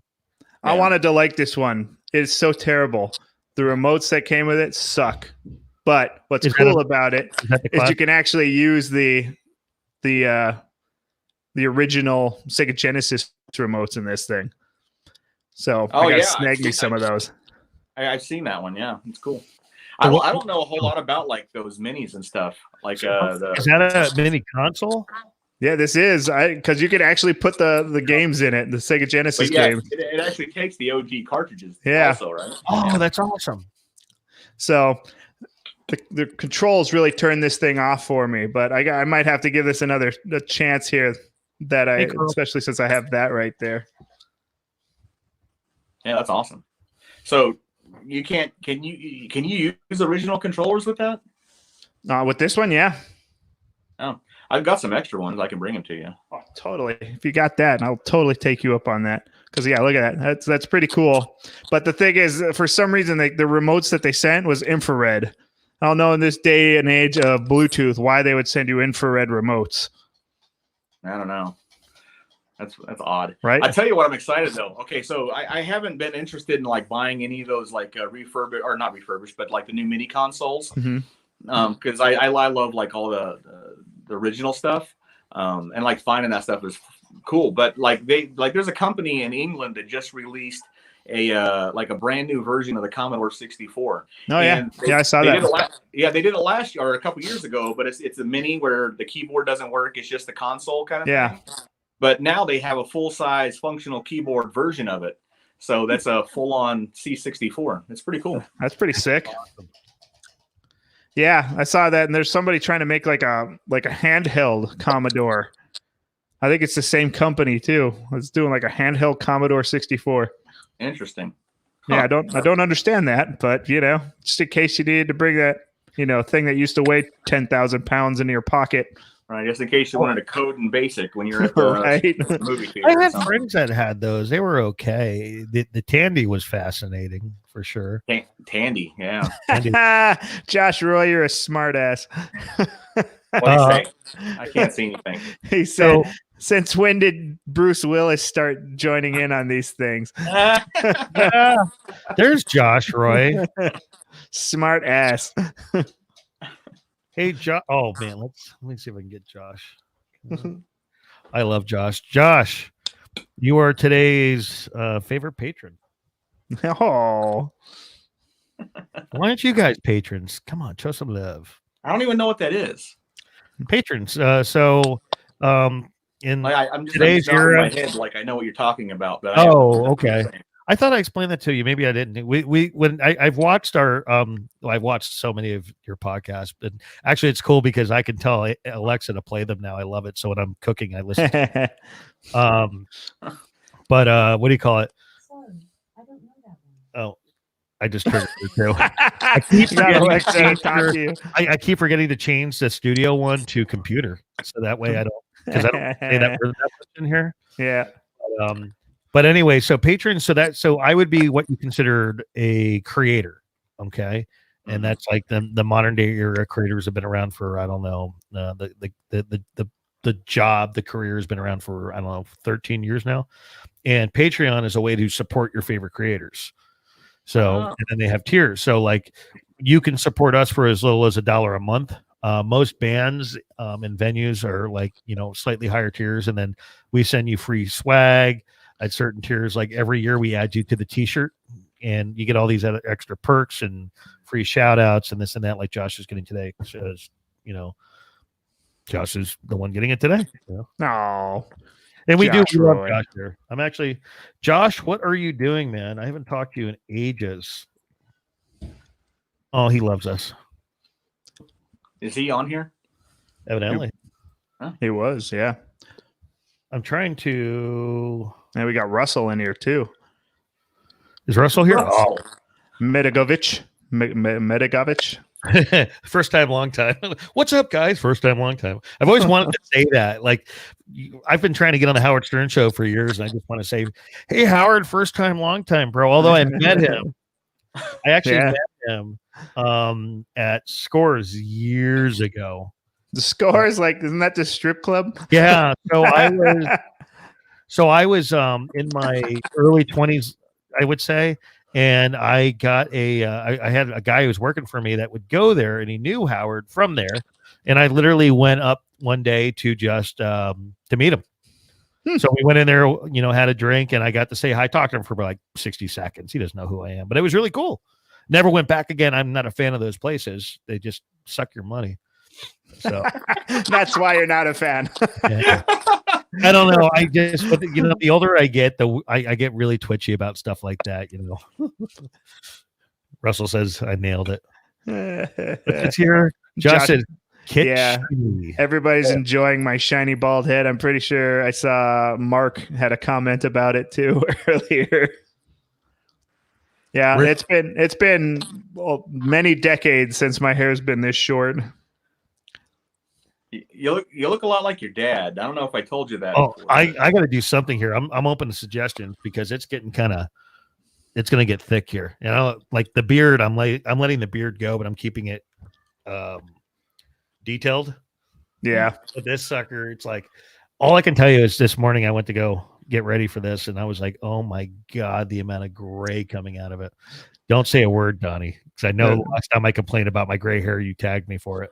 Yeah. Well, Donnie, look at Donnie right now. Donnie's got the George Clooney thing going on. I do. Okay, so I got the gray stripe happening here. I got gray right here. I got gray happening over here now. I'm what's called, what do they call that? The silver fox? Rocking it. I think Mike Rowe would have something to say about that. Yes. I'm sorry. That's all good. We'll just keep talking over each other. Yeah. Just like last time. But yeah, I was saying Mike Rowe would have something to say about you trying to take his silver fox there. Yeah, well, it's generation. It's my turn to step up and his turn to move on. Move on. We really got to be careful how we're saying this here. Jeez, Donny Grubb. Wow. This is my favorite decade of Kit. I like it. I like an audience that chatters, so I'm good with this. But I've noticed that the whole, through on and off throughout the entire cast, we keep coming back to, Kit's head. I think you're disrupting the podcast. You know what? If there's anything I've been known to do in my life, just disrupt anything I've been in. Well, it's no secret. Kit's a dick. So now he's just embracing the look. Right? I'm just living it. There's no question about it. Right. Just advertise it now. Just don't even try to hide behind the crew lock. Yeah. Well, I've never tried to hide before, but now it's just really out in the open. Look at me. I'm a dick. That's funny, man. All right, I'm done.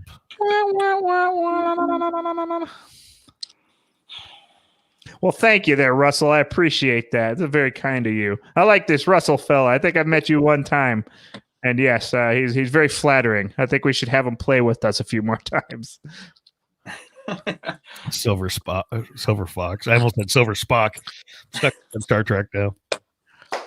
Yeah, Russell's like, he's up with it. Oh, hey, we have someone joining us. This is going to get interesting.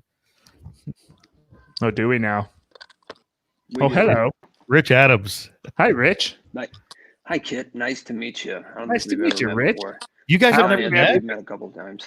Oh, okay. Well, when you're a musician and you work as much as we all do, it's hard to meet other musicians. That's right. Yes, Donny is spitting. It's not into a Fiji water. It's a naked juice. Yeah, I'm just waiting for somebody to say hi to me. You got to spit somewhere. Hey, Donny, how are you? Hey. Well, Josh kind of was down in the comment section there, except for he just had questions. Yes, Donny is spitting. It's not into a Fiji water. It's a naked juice. Now we have Josh Roy in here too. I'm living in the Matrix right now. Donny, how are you? What the hell? Hey, Josh. What's going on, guys? Hey, man, how you doing? Doing pretty good. How's the video and sound quality? Sounds great. Looks good. All right, cool.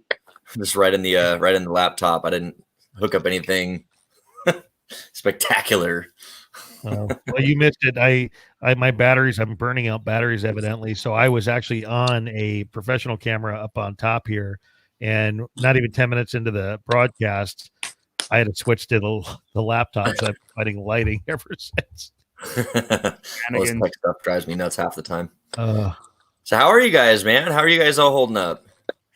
Good, man. Living the dream, man. Living the dream. In quarantine. Taking it one day at a last time. night. Yeah, we just we got done doing Easter eggs and all that stuff, coloring them with the boys. That was pretty cool. Yeah, I'm doing that tonight. With yourself or? Oh, well, my boys. My this is like going to be the first year that they're going to appreciate Colors it. his own eggs. They're not going to paint eggs, though. They're just going to paint his head. I was going to say, what are they going to paint his head? Yeah. Put a little stencil on there, Stickers. Oh, God. I have a friend that does henna. If you ever want to get one of those done under your Well, don't threaten me with a good time. Let's do this. Rough Oh crowd. man.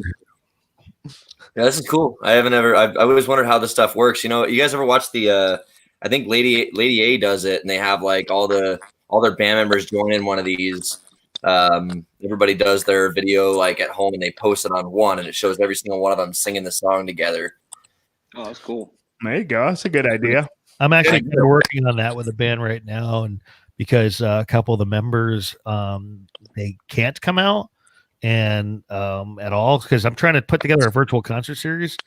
The exception of the venue has yet to reconfirm my times, so everyone's been waiting for like 8 days because I can't get a hold of the bar owner. Whatever happens, so I'm willing to take opinions on this because my wife and I, God bless her, although she loves watching what we do here and everything, but I was actually proposing that if I can't get confirmations or even a callback from, because have you ever tried to book an event and the bar owner gets busy. I'm not talking trash, but you can't reach them. I know. They're Yeah. going down to their house sometimes. you Yeah. know. Norton's? What's that? Norton's? No. I'm not talking. give Jamie a break. She's I love very Jenny. I haven't heard busy. from her in years, but I love her. No, I love her. She's one of my best customers too. Basically I have her on the COVID plan where I make no money, but I'll do whatever she wants for a couple of months because she ain't making no money. But what I was getting to is I actually suggested to my wife that we take the furniture out of our great room and just bring the bands here one by one. And I was going to You really set up. want musicians in your house? That's not a good idea, Right. Eddie. That's not a really good idea. Well, you realize for every party we hire a duo. Man. I You mean, guys just the just sheer amount of alcohol that'll be consumed in your house. Right. How is that any different than any other day? Well, it's musician status at that point. No, man. We've had so many musicians come through. We've had literally drop-ins. Like after the top 5 contest, Matt Ferris came that day because I was having a really rough day. Showed up with a bottle of moonshine, played some music on my wife's father's acoustic that's in the living room, played a little show for my wife and daughter. Many times we've had drop-ins, and everyone's always been really, really nice to my family. I appreciate it. But I'm just trying to figure out how to get this show on the road. And there's enough space to put a band in there. And I was just going to set up a table on the side with my soundboard and everything like that, and have them type it out from their board into my board. And then I was just going to push it out over the internet with like 3 or 4 cameras, so I could make it look professional. Well, that's what I've been trying to get myself into as well. I've been so particular about the show. Sorry, I have to talk to you. I was trying to talk to you off the screen there, but I didn't want That's okay. to. You got to see your ass, and he sees everybody's ass from where he's All right, at least once. Yeah. in your life. The camera adds a couple 100 pounds. So Yeah. keep that in mind. As you can tell, I'm No acetol disease. Yeah, did you guys get any rain over there? My boys came. Just had some storm get through. Yeah, my boys just came down and told me that there was rain. Oh yeah, So, we kind of dumped on us for about like 20 minutes and then it's gone. It's like I see nothing but sky now. Stupid Part sky. of town you are, Josh. Hi. I'm out in Peoria. I'm over in Gilbert, and we still got clouds. We just got hit with some pretty good rain. 2 storms. Wow. Yeah, lucky us. You guys always get the storms, and we typically they go right around me. Like if you go like 2 miles to I don't know if I'm pointing west or east right now, but if you, I'm pointing right here, and this is east, and then that's west. So I don't know what it looks like to you guys, but literally like a couple miles that way, and then a couple miles that way, like dumps rain whenever they call for rain, and then it just goes right over us. There's like one strand, and we're like right there where the clouds never cover us. That's Arizona for you. I'm a 5th generation native, and that's what they'll all tell you. That's Arizona's weather. It's just that. Yeah. Well, I remember when I was probably about like between like 5 and 10 that it used to like every afternoon of monsoon season 2 o'clock hit, man, it just dump. It would just absolutely pour and get a massive thunderstorm coming through. Yep. But And then it'd be gone. Yeah. Well, I used to live out near where Josh lives, and I can remember when we got our first traffic light. I'm going back over 20 years, or almost 20 years. And but man, when it would rain, it dumped out there. We were right next to this like desert preserve, and that water would just come flowing right past our house. There was like a desert preserve, and then there was a golf course. Yeah. Did you guys own a canoe? I considered buying one at one point because there was a couple times I could have like literally just between our house and the golf course because we were right on the corner. I could have just floated down the street. Whitewater rafted, dude. And it's weird because I live in Mason now, and not so I'm like right at the Tempe, Chandler, Gilbert, Mesa border. Like everything's right here, and our weather is always bipolar. It's different than everybody else's. We never know what. Like there'll be a chance of rain, nothing. Yep. there'll be, a super high chance of rain. Nobody else gets anything. We get it. It's like, I don't understand. Yeah, I'm a storm lover, though. I mean, I should love thunderstorms. You can tell I'm not from Seattle. Yeah, right. No, I remember days upon days of just dreary weather when I lived up in Minnesota. So yeah, very different down here. Oh yeah, yeah. You get that random rain out here. You're just like, yes. Yeah. I used to play in it. Now it's like I'm too much of a pansy ass that I don't run out there and. Used to play in it when I was a little kid. Didn't matter how cold it was outside either. Wintertime rain, I didn't care. Just run out and play in it. Funny thing is people forget how to drive in it. Apparently, I don't think they ever do. Right. Not here. People move here and they forget how to drive in the rain, and then as soon as it rains, everybody freaks out because their windshield wipers are stuck to their windshield. Yeah, right in their position. Yeah. Melted onto it. That's awesome. Man. Well, that's cool, man. I wanted to at least throw in a joke here, say hi to you guys. I miss you guys, and hopefully we get done with this stuff real quick, man. Right, Josh? It sounds like we're going to be busy with you the next week here. I know. I was chatting with Brian about it. So we're either thinking Monday at 3 or Thursday morning. So that's when we'll start probably just recording those tracks to send to you guys. Awesome. Nice. Can't wait. Yeah. I'm excited. Yeah. Have you released the other tunes that we've done yet? Yeah, I've not released it yet. And I mean, obvious reasons we can't do it right now. And I'm still in kind of the planning process, but I'd really like not to waste time during this whole lockdown crap. And if I can record some music and keep working at it, then why not use it? Why not utilize the time? Awesome. I'm glad I didn't mention like much more than the fact that we just recorded some with you then. Yeah, so it's going to be cool, man. You guys are going to I know that you guys are going to do a hell of a job on it. Donny, I love that video that you posted, was that the grandpa song, yeah. Thanks, man. I appreciate your dad. Your old, it was for your dad, right? For your dad? No, it was kind of a grandpa thing. Grandpa, that's right. Okay. Yeah, I played it twice now. I played it twice, and I'm like, man, it's just that's a real attention grabber, really, with the story. So it was really cool. Right. That's one thing I miss about country music is stories. Yeah. I love that aspect of it. And it's hard to be a songwriter and not tell a story, and I've always tried to be a songwriter. I'm not a very good one, but I think that, having something that if you can tell something about yourself in a song, then that's the point of the song. That's the point of doing it. I wonder if a lot of it has to do with, because back then, man, if your hands were rough, then that means that you're good enough for somebody's daughter. And, but alternatively, it's like if your hands were smooth and they wanted nothing to do with you. Nowadays, it's flipped around where it's not all about the hard work and the hard labor. It's all about how smooth your hands are and if you went to college or not. It's a different generation, but I think a lot of that stuff kind of comes and goes in cycles. It's been like that before. It'll be like that again. And with all aspects of pop culture. It's a rotating thing. Yeah. I hope we get earlier. I'm sorry. Go ahead. No, you go ahead. Sorry. Sorry. No, I was talking. I don't know if any of you caught the stream the other day with downtime or not downtime. What? What happened? What happened?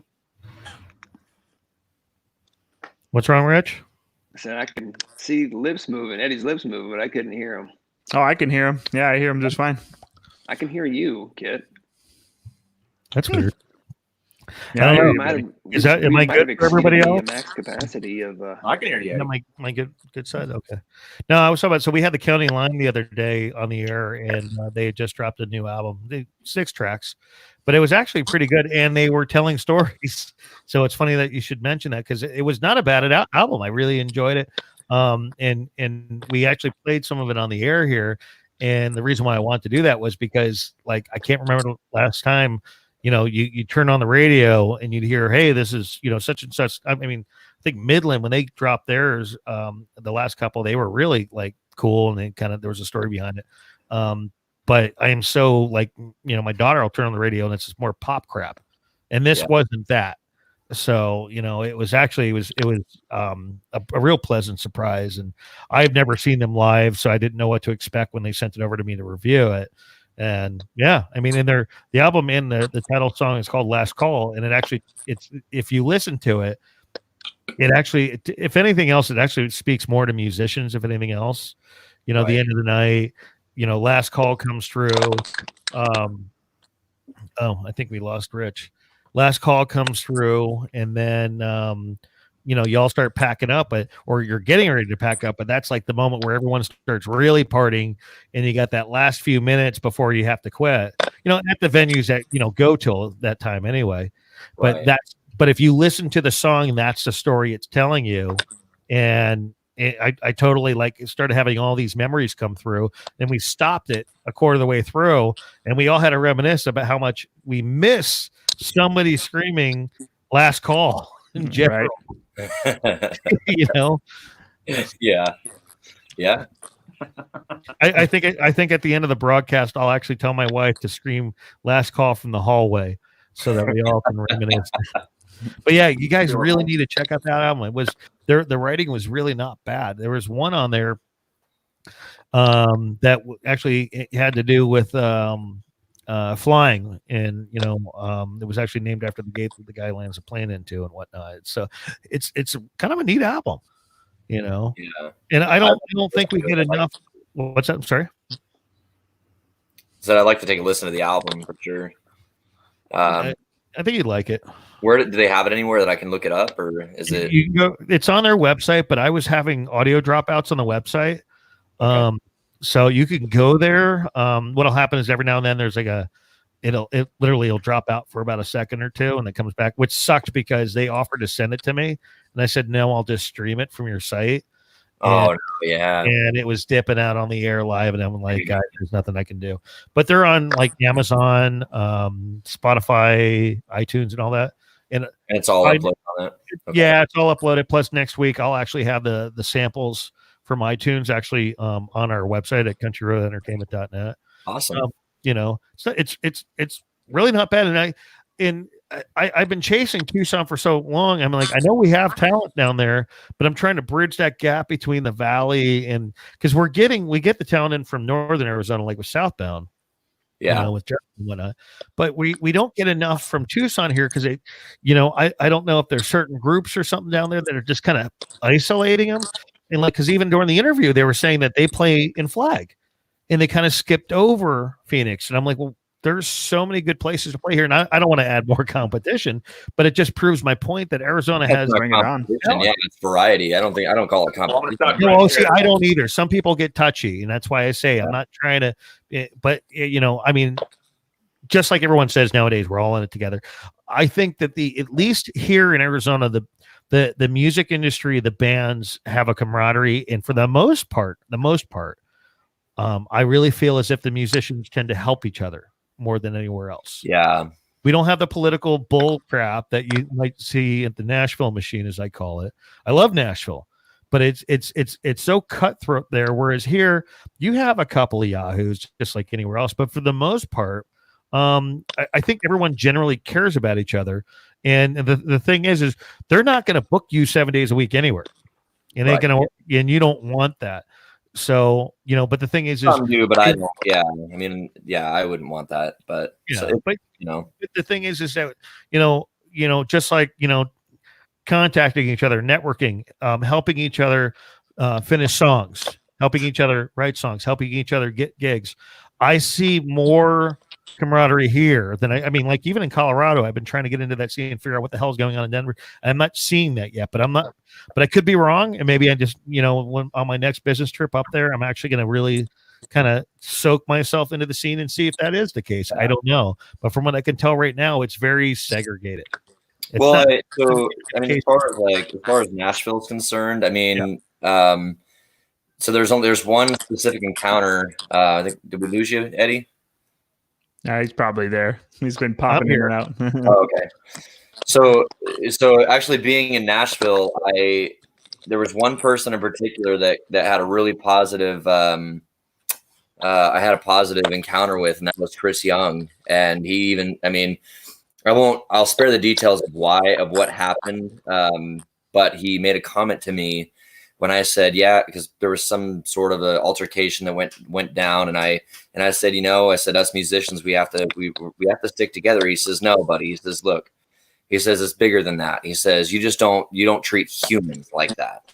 He's like, we're all supposed to be together, and that was, here I am thinking like this is the first time I've ever talked to anybody that has been in that kind of, at that status. And it was the most positive thing I've ever heard. And then it happened in Nashville. I'm like, I like it. Right. There is hope then, there's others that think like us. And even when they're up to that status, Well, I think most people think like us. Music is not a competition, except for people that are outside of the music. Think that it is. Yeah, we're not all competing with each other because we're all different. We're all bringing something different. And it's how you connect with the people that you're playing for and who are listening to you and who you're writing for. You're not like trying to take something away from somebody else. You're trying to add to a big nest of stuff that inspires and makes people happy. So right. Most of us are working together anyway. And maybe I didn't word it right, but that was basically what I was alluding to. So. Well, yeah, no, I wasn't calling you out on that. I was just saying a little bit more of a positive connotation on it. I mean, I know there's that flip side of it that they're, I mean, you got to think of this in kind of like outside of the box scenario. I may not like, certain people, but it has nothing to do with their music. It has nothing to do with where they're playing or what they're saying about me. It has to do with if they were not a musician at all, I still wouldn't hang out with them. I still wouldn't want to be around them. There are those people out there, but it's completely unrelated to music. No, I agree. And it is funny.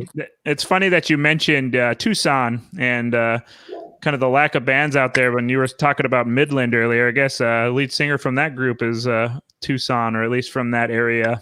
Oro Valley, I think, is where he's from. So I thought that was kind of interesting. Thought I'd throw that out there. Well, and Josh makes a good point here in the comments. He says that he thinks musicians in Arizona are too distant from each other. There's also a lot of weird unneeded competition. Doesn't need to not much to compete for. The competition, the ones that are actually, and that's what we were kind of I was kind of saying earlier, Josh, too, is there are a few that act like it's competitive. Yeah. And those are probably the people that neither Josh, Donny, Kid, or myself, even if they were not a musician, we probably wouldn't associate ourselves with them. Right. Oh yeah, you're right. You're only as good as the people you surround yourself with, and 100%. Yeah. But it's not tied to but it has nothing to do with the fact that they're a musician, and that's the point I'm making. Regardless if they're a musician or not, that's aside from it. Yeah. So I wouldn't care if they came up. I mean, if they were going around acting like they were the toughest, their best musician out there. To each their own. If you think you're the best out there, great. But if I can't sit down and share a beer with you and talk about something completely off subject and be friendly with each other, then I just don't care. No, I agree. And my biggest complaint lately is that I'm seeing things that I've been doing for years and years and years, and I have been copied in the past and completely offended. Although the outcome makes me smile. But I won't go there. But the insights and analytics tell it all. But I've seen more people that are literally, and I don't know if they take it as a compliment or not, literally nobody knew what to do once we went into quarantine, and now I'm slowly seeing people doing exactly what I'm doing, because my numbers have been through the roof.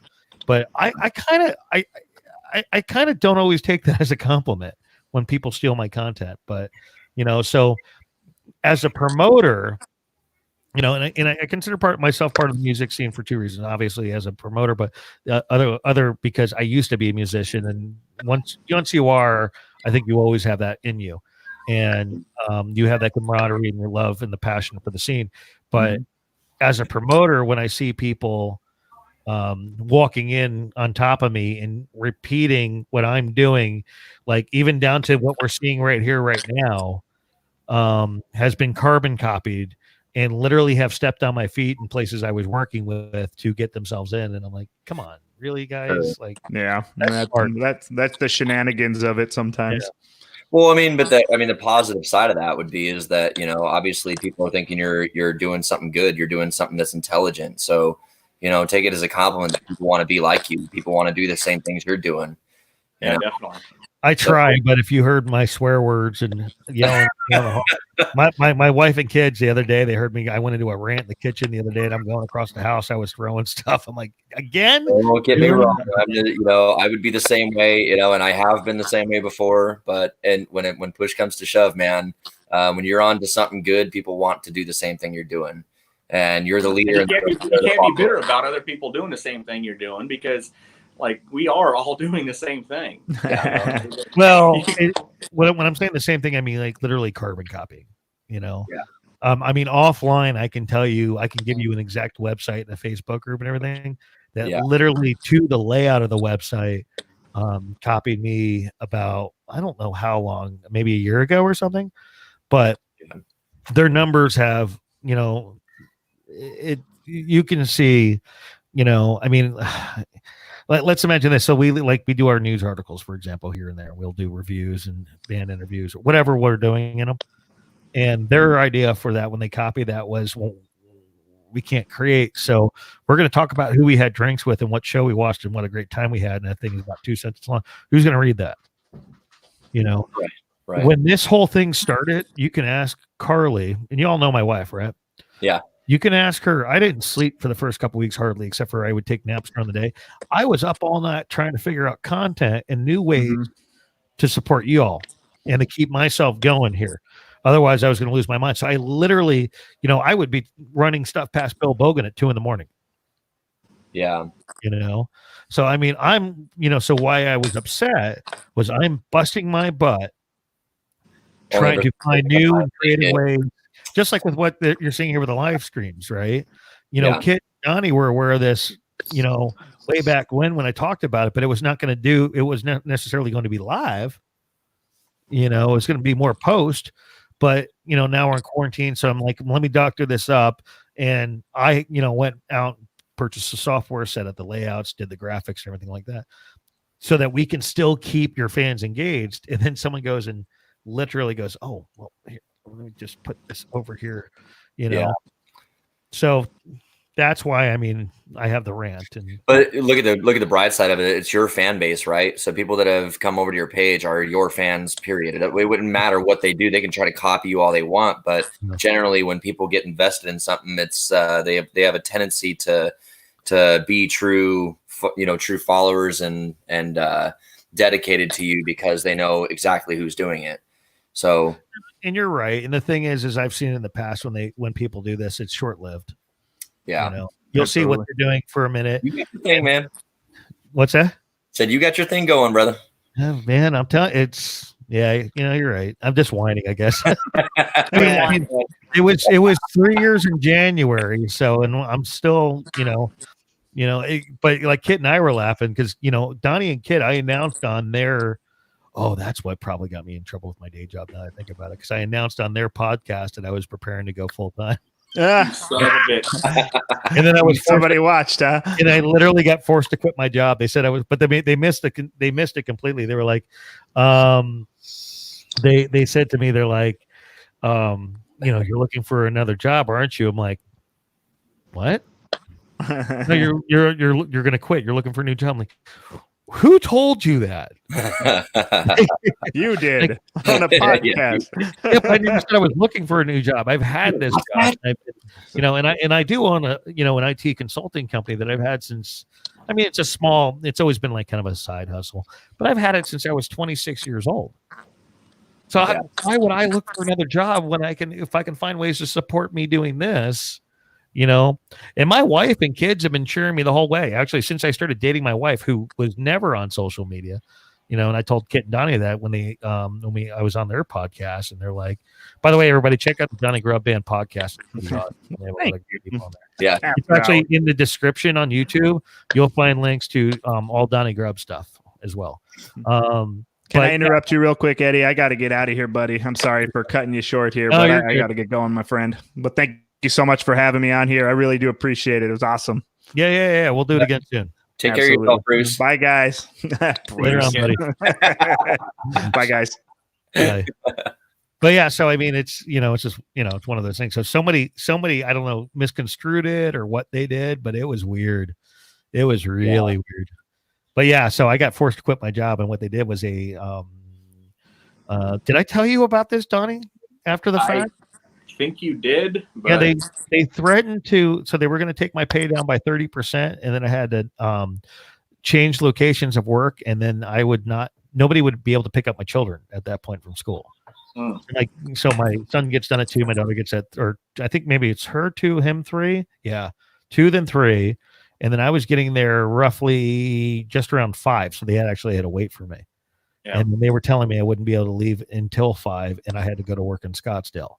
And I had to tell them by the end of the day. Yeah, they gave me like 10 minutes to get them an answer. I was like, no, you're going to wait for that answer. I'm not giving you anything. You're not going to have that much control over me. Like, well, we're not going to ask you if you're going to quit anymore. We're just going to give you an ultimatum. I'm like, I see that. I've actually even reported it to the state of Arizona at this point with all that's going on with COVID. I'm going, hey, that's shady. And I have every email and text. But yeah, I came home, showed it to my wife, and she's like, guess what, honey? You're full-time Country Road Entertainment today. So quit now. And then tomorrow, take the day off and rest and get to work. I'm like, Godspeed. Nice. And of course we had no reserves or anything. So it was, we're barely hanging in. But at this point, I mean, who isn't struggling? So, I mean, we're all in the same boat. Yeah. And for the most part, all the banks are actually being really cool. So, we literally had just refinanced our mortgage and even got a refund check on said refi. And then now they have us in a really long deferment. Oh, that's nice. Yeah. I was like, literally, I want to send them a thank you card. Like my first payment was coming up. I'm like, bro, wow. So anyway, I want to switch gears from my ranting over here. So you guys were talking about this mix you were working on, Donnie. Yeah. So can you guys tell us any more about that, or? You mean the one that Kit and I just finished? Mm-hmm. We just finished working on a blues album for Sammy Eubanks up in Washington, and I've known Sammy for years. He's a good buddy of mine, great guitar player, fantastic singer, and he was on tour through the Southwest here 2 months ago or so. Okay. So he came by the studio, and we put down some guide tracks, and Kit handles all the drums, and I handle all the layers on top of that. And Sammy went back to Washington, obviously, when the shit hit the fan. Yeah. So. Okay. Yeah, we just been finishing up his stuff, which is cool. I mean, Sammy's doing great. He's like a national blues champion, like the past 2-3 years in a row, and just winning all kinds of awards and just being insane. And he's a cool guy, man. I look up to him a lot, and getting to work with Sammy is it's a fun time, man. So I actually just sent off his tracks to the mastering studio, so hopefully, we'll hear something cool back here pretty soon. And I guess I'm picking up 2 more jobs. So it sounds like we're doing stuff here, right? Now, Josh, were you working on something with Donnie as well, or did We're going to. So okay. I talked to Brian. I called him up, and because I sat there and thought about it, I'm sitting at home too long. I'm like, I've had a few private events right now, that are kind of keeping afloat, but the rest of the time, man, I'm don't get me wrong, I'm spending time with my family and hanging around the kids a lot more. But I'm like, well, why am I wasting this opportunity time to put down the rest of the songs? Because we have, I think, I maybe between 7 and 10 songs that are ready to put down the tracks. We've done 4 tracks so far, right? We've done. Yeah. And I've got like between 7 and 10 more ready to go, ready to start laying down. Yeah, we've gotten really busy. I know I've got a 6/8 in there. There's actually 2 6/8 songs that we have ready. I like 6/8, man. Yeah, they're powerful songs. I mean, I think you guys may have heard them before, but it was Cowboys Still Ride. Okay. There was a song that my guitar player wrote himself, and then I, of course, had a couple of lines. But then I got the itch because I never knew what a 6/8 was. And then when he finally showed it to me and he drilled it into my head, I'm like, hey, I could write a song like that. And I did. And it took me about an hour and a half. And then I've got to, I mean, obviously it probably could use some improvement on lyrics or on, whatever. I mean, it always can. But between that and it's just like these songs just pop in my head during this time. And I'm like, man, I got to put these things down. Nice. So there's a lot of upbeat ones too. I'm looking forward to hearing them. What I'll do, probably an easy way to share them with you guys. I'll do like a first hour of my next session or whatever. I think probably Monday night. I'm gonna do a live stream, and I'll do like the first hour of it is going to be dedicated straight to originals. So that way you guys can kind of get an idea. You and Kit can get an idea of what I'm doing, and so can you, Eddie, and see what they are. So.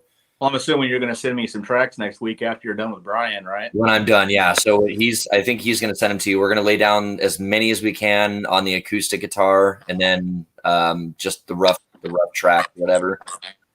And then after that, we'll have them send them over to you. Oh, good.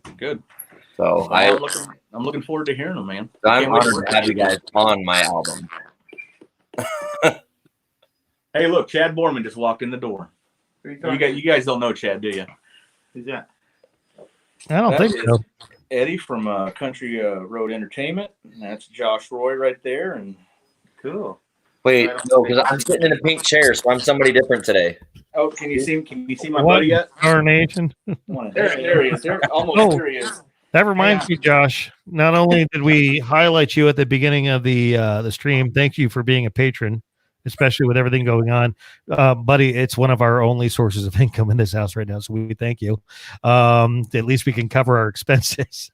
But on top of that, my wife put out a package today. It's your welcome package from Country Road Entertainment that we've been a little behind on because, as soon as you joined, a couple weeks later, we went and I couldn't leave in the house anymore after I ended up out of the hospital. So Carly went and she shipped out 6 or 7 packages today. So yeah, I appreciate it. I wasn't joining on so I can get that stuff. I know, but it's just we appreciate you and everything. And I know your taste, so we sent you a koozie or 2. I don't know how many you put in there, but we gave you the camo ones because we thought you'd appreciate the camo ones. I don't know what's giving this away, or yeah. Well, and the funny thing is we're trying to figure this out. So I think my mic is a little hot. But we I'm trying to get them to give us a real tree one. This is that standard camo is what they gave us the last batch. So I sent an email going, do you guys have any real tree designs whatsoever? Because that's really what all of us really want nowadays. That would be really cool. Yeah. So, and if we get that, we'll send some out. Donnie, you got, we've given you some swag too, right? Oh, I got tons of swag. I mean, I'm just not wearing it right now because you don't have stuff for fat guys, and you don't want to see me. What size t-shirt do you wear? I'm a fat guy, dude. I'm trying to lose weight now that we're here, but okay, now you're just pissing me off because you're trying to compete with me. What size are you? What size hat, head, underwear, or what? Well, we're out of hats. Underwear. Oh, what size underwear do you wear? Underwear. I don't know. For all the ladies out there, very well, but I take a big hole up front. This is something we'll just take your word for it, okay? Do you know, Josh? Do you know Donnie didn't even know what Patreon was about? What? Donnie didn't even know what Patreon was. Oh, I had no idea. I don't know any of that stuff. I play guitar and I sit in a room by myself, and that's it. I have no idea what's happening in the outside world. So you're going to sign up for Patreon after the podcast, right? Absolutely. Do I mail that in? I mean, what kind of statement? It's all electronic, brother. Oh. I'm literally going to lose it. Really? Mail that? I don't think anyone mails anything. I have one person that prints our shirts, and I don't know how much longer I can put up with him because he does not take electronic payments at all. Oh, perfect. And I refuse to buy business checks. I'm sorry. I'm not going to spend $60 on checks to pay one person twice a year. Yeah. Yeah, just not.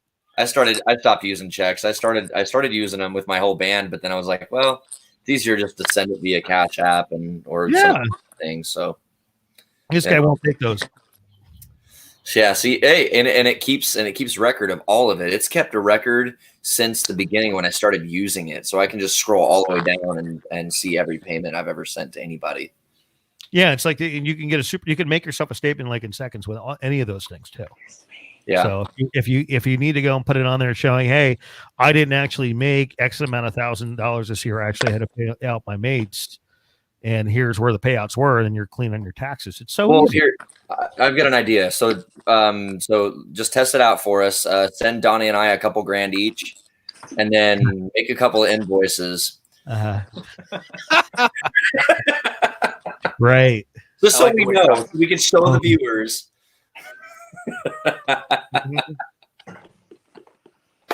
Oh yeah. Man. You know, I got to get running. I got family over here. I wanted to spend time with them as well, but I wanted to at least jump on with you. It's kind of last minute thing, but I was happy to join on with you guys. So thanks for inviting me. Josh, I can't wait to get working on this next record, man. I'm looking yes, forward. sir. I thought the last one turned out really good. So oh my gosh, thanks for having me on the new one. What's that?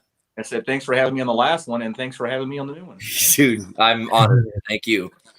All right, guys, take care of yourselves. You too, Josh. Have a great one. Hey, Donny, I think we're going to go ahead and start wrapping up. We've been at this for 2 hours. Perfect. I'm sick of your voice. I need to go. Yeah, I see how it is. Hey, at least this time, remember the last time we sat down and did this? We were so tired that we didn't know what time it was, and we were almost slap happy. Well, I don't think we started till 2:00 in the morning, so that helps. You know that. Did we start? No. Did we start? No, we didn't. It was like midnight. I think it was like midnight, but I remember it was like 2:30. We were getting weird, and my wife was like falling asleep. Yeah. Yeah, she was. She was sleeping in the corner. Can we go home yet? I remember. I'm telling you though, she is a trooper, and I'm blessed to have her. She's such a big supporter of what I do and the bands and everything. I mean, and again, I mention all the time, the girl is not even on social media. She wasn't when I met her, and she embraced the whole scene, you know. Yeah, she never. I mean, as soon as she saw it, you know, I was concerned. I'm like, because before my wife, I dated women and they weren't around the scene, and when I introduced it to them, it went bad. Yeah, like one of them, it went bad. Like she became a partier and started hanging out. We'll just say hanging out with other musicians when I separated myself. That's terrible, man. That's terrible. I'm sorry. It is, you know. And then, I still think my mic is too. How's this sound? It sounds fine to me, but I'm listening to it on my phone because I'm too stupid to get my stuff to work right. So, well, I got fidgety earlier, and I started playing with my levels. Yeah, and I had it perfectly dialed in. Yeah, I don't know if Kit told you, I ended up going with the Zoom. They actually came out with their own board.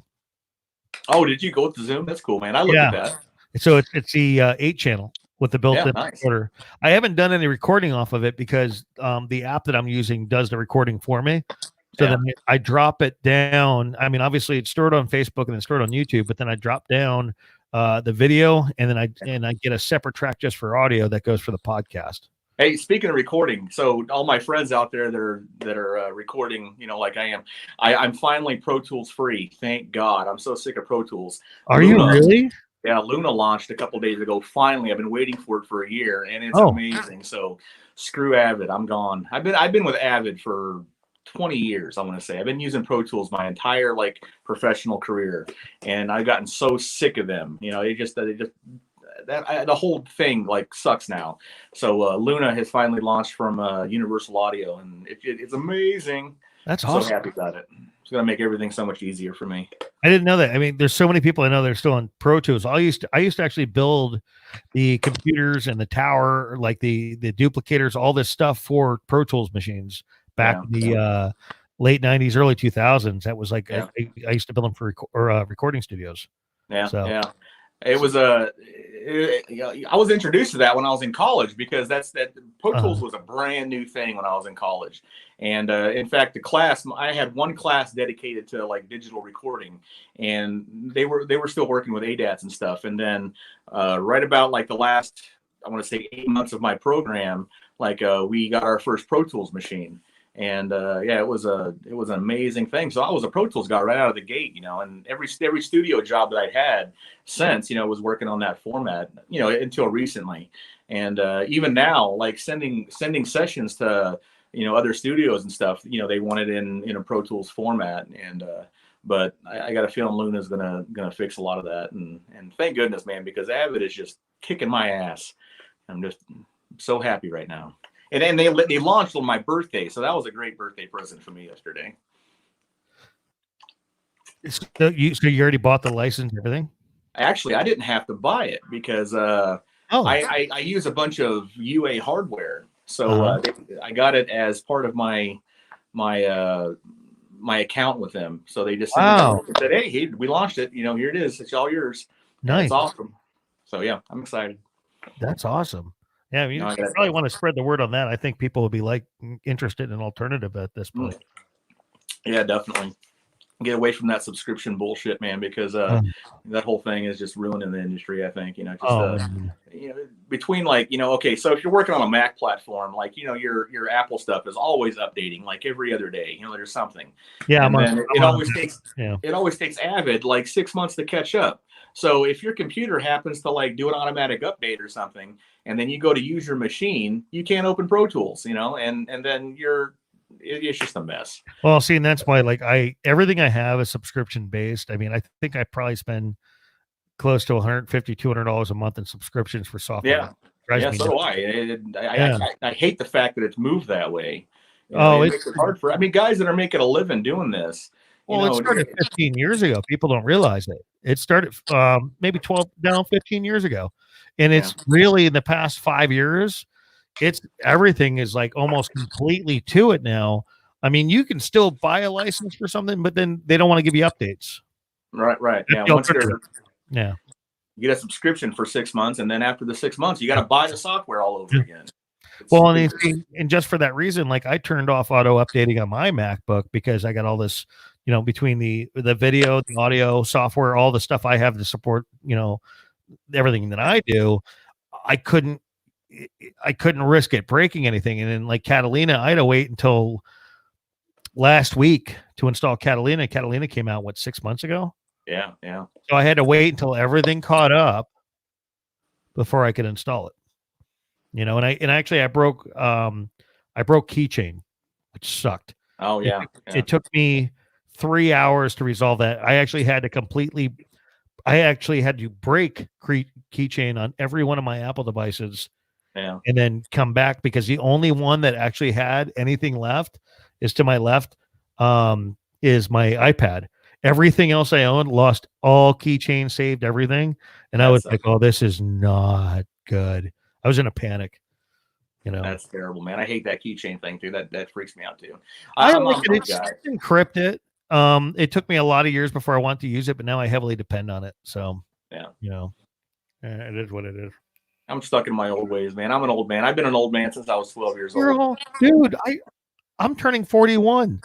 How are you an old man? You're a year and a half older than me. Yeah. Well, I don't know. So I was telling Kit earlier. So I turned 42. I turned 42 yesterday, and it was like an instant switch. I'm that old grumpy guy from that movie Up. The Disney one. I totally turned into that. I mean, I was literally yelling at kids to get off my lawn yesterday. Literally. Oh, really? Do that. Oh, I've been doing that for years. And if you look at my property right now, I don't understand. Everyone's in quarantine. Nobody's leaving. Hardly anybody leaves my street. How is it that I have one of the nicest properties on the street? I don't get it. Literally, they're my neighbor across the street. His yard's cool, but other than that, most of them are train wrecks. Yeah. I'm and I don't want I'm ready to put a sign out telling the Amazon guys don't walk through my gravel. So I have a desert. I had my entire property re-landscaped when my wife and I bought the house, literally where we removed this crappy blue rock and all this, and we have this nice desert scape in the back, and nice tropical, which really just started flourishing the past couple of weeks around the pool. So it's all tropical and then we have a lawn. Yeah. I don't want anybody near anything. It's pristine. I mean, granted, now if you come over with kids, the reason why I keep it pristine is so they can go play in the grass in the backyard, right? Yeah, right. But out front, I don't want them stepping into the rock or anything like that because all it does is push it into the dirt. Well, hell. Yeah. Well, I tell you what, Eddie, I'm gonna have to get out of here pretty quick. Yep. We got to go do Colton's graduation picture. which I don't understand because they're not doing graduation this year. Oh yeah, I heard. But you're good. We should have ended this about 20 minutes ago.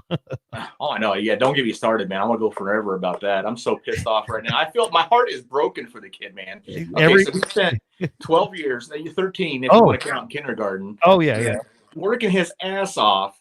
And now, like, there's a lot of school districts that are doing like a rescheduling of graduations. You know, I think Apache Junction High School is doing that, but like our school is doing nothing. We got an email last week saying, oh well, we'll have like an online thing or something, and then we'll put the diplomas in the mail. Well, I mean, what kind of? I mean, I know the circumstances suck, but that's just terrible. And I'm not mad at the school because what are they going to do? They can't do anything, right? And but it's just heartbreaking. You know, that kid worked his butt off, you know, his whole life. And now it's like, you know, graduation comes, disappears like a fart in the wind, you know, like it's nothing. And I don't know, it's heartbreaking, man. I want to cry over it sometimes. It's upsetting. Yeah. We went and picked up his cap and gown and stuff because we ordered that stuff back in November, you know. So we brought that stuff home and I had him try it on so I could see him in it. And like, you know, seeing my son, like, you know, not get to wear that in front of his teachers and his family and stuff. I mean, it's just, you know, my heart breaks for him. It's terrible, but it is what it is, man. What are we going to do? Well, I'm just bummed out about the overall experience in general. I mean, my daughter's 15 and, you know, this is her freshman year. And then the last portion of it, she spent at home. Yeah. You know, and I want her to have that experience. I mean, she's in advanced choir and she's in dance.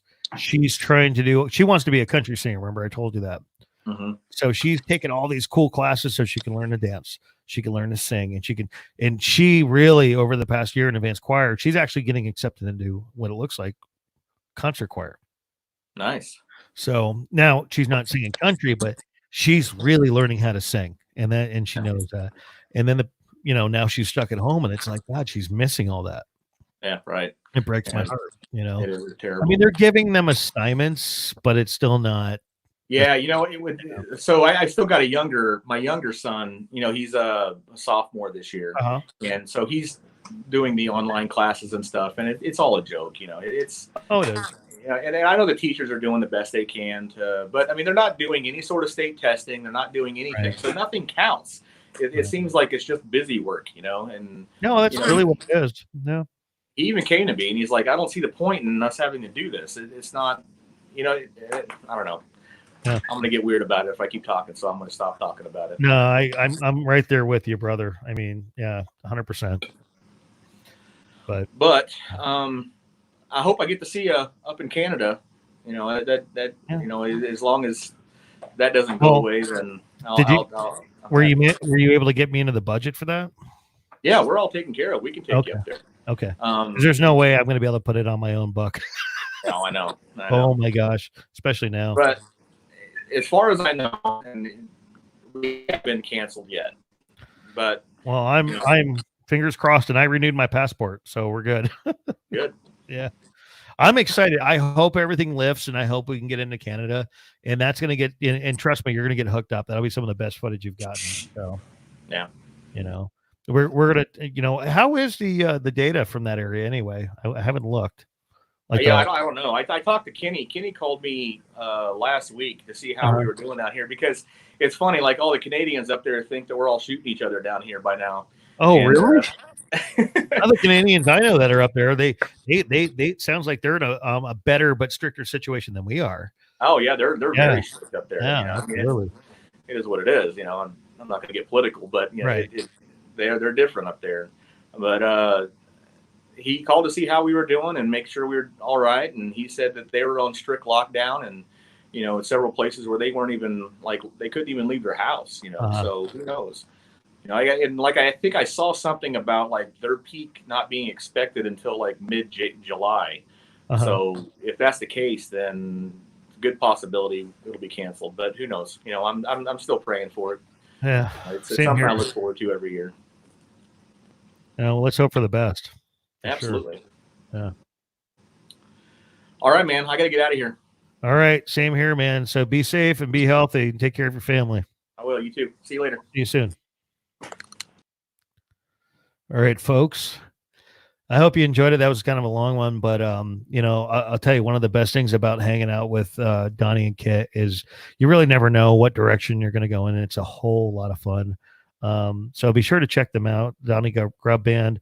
They have a cool podcast that's on YouTube at Donny Grubb Band, and they're also on Facebook. And they play often at the Hitching Post. So if you are in Arizona, you can catch them pretty often over at the Hitching Post Saloon in Apache Junction.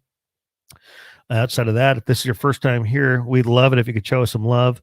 Hit that subscribe button on YouTube and hit the notification bell next to it. So every time we do another video, you'll get an alert for it.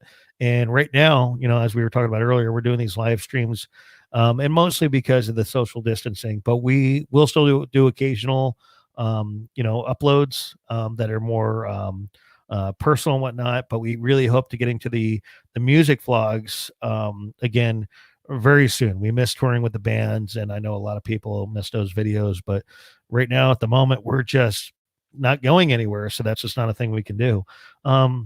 So stay home.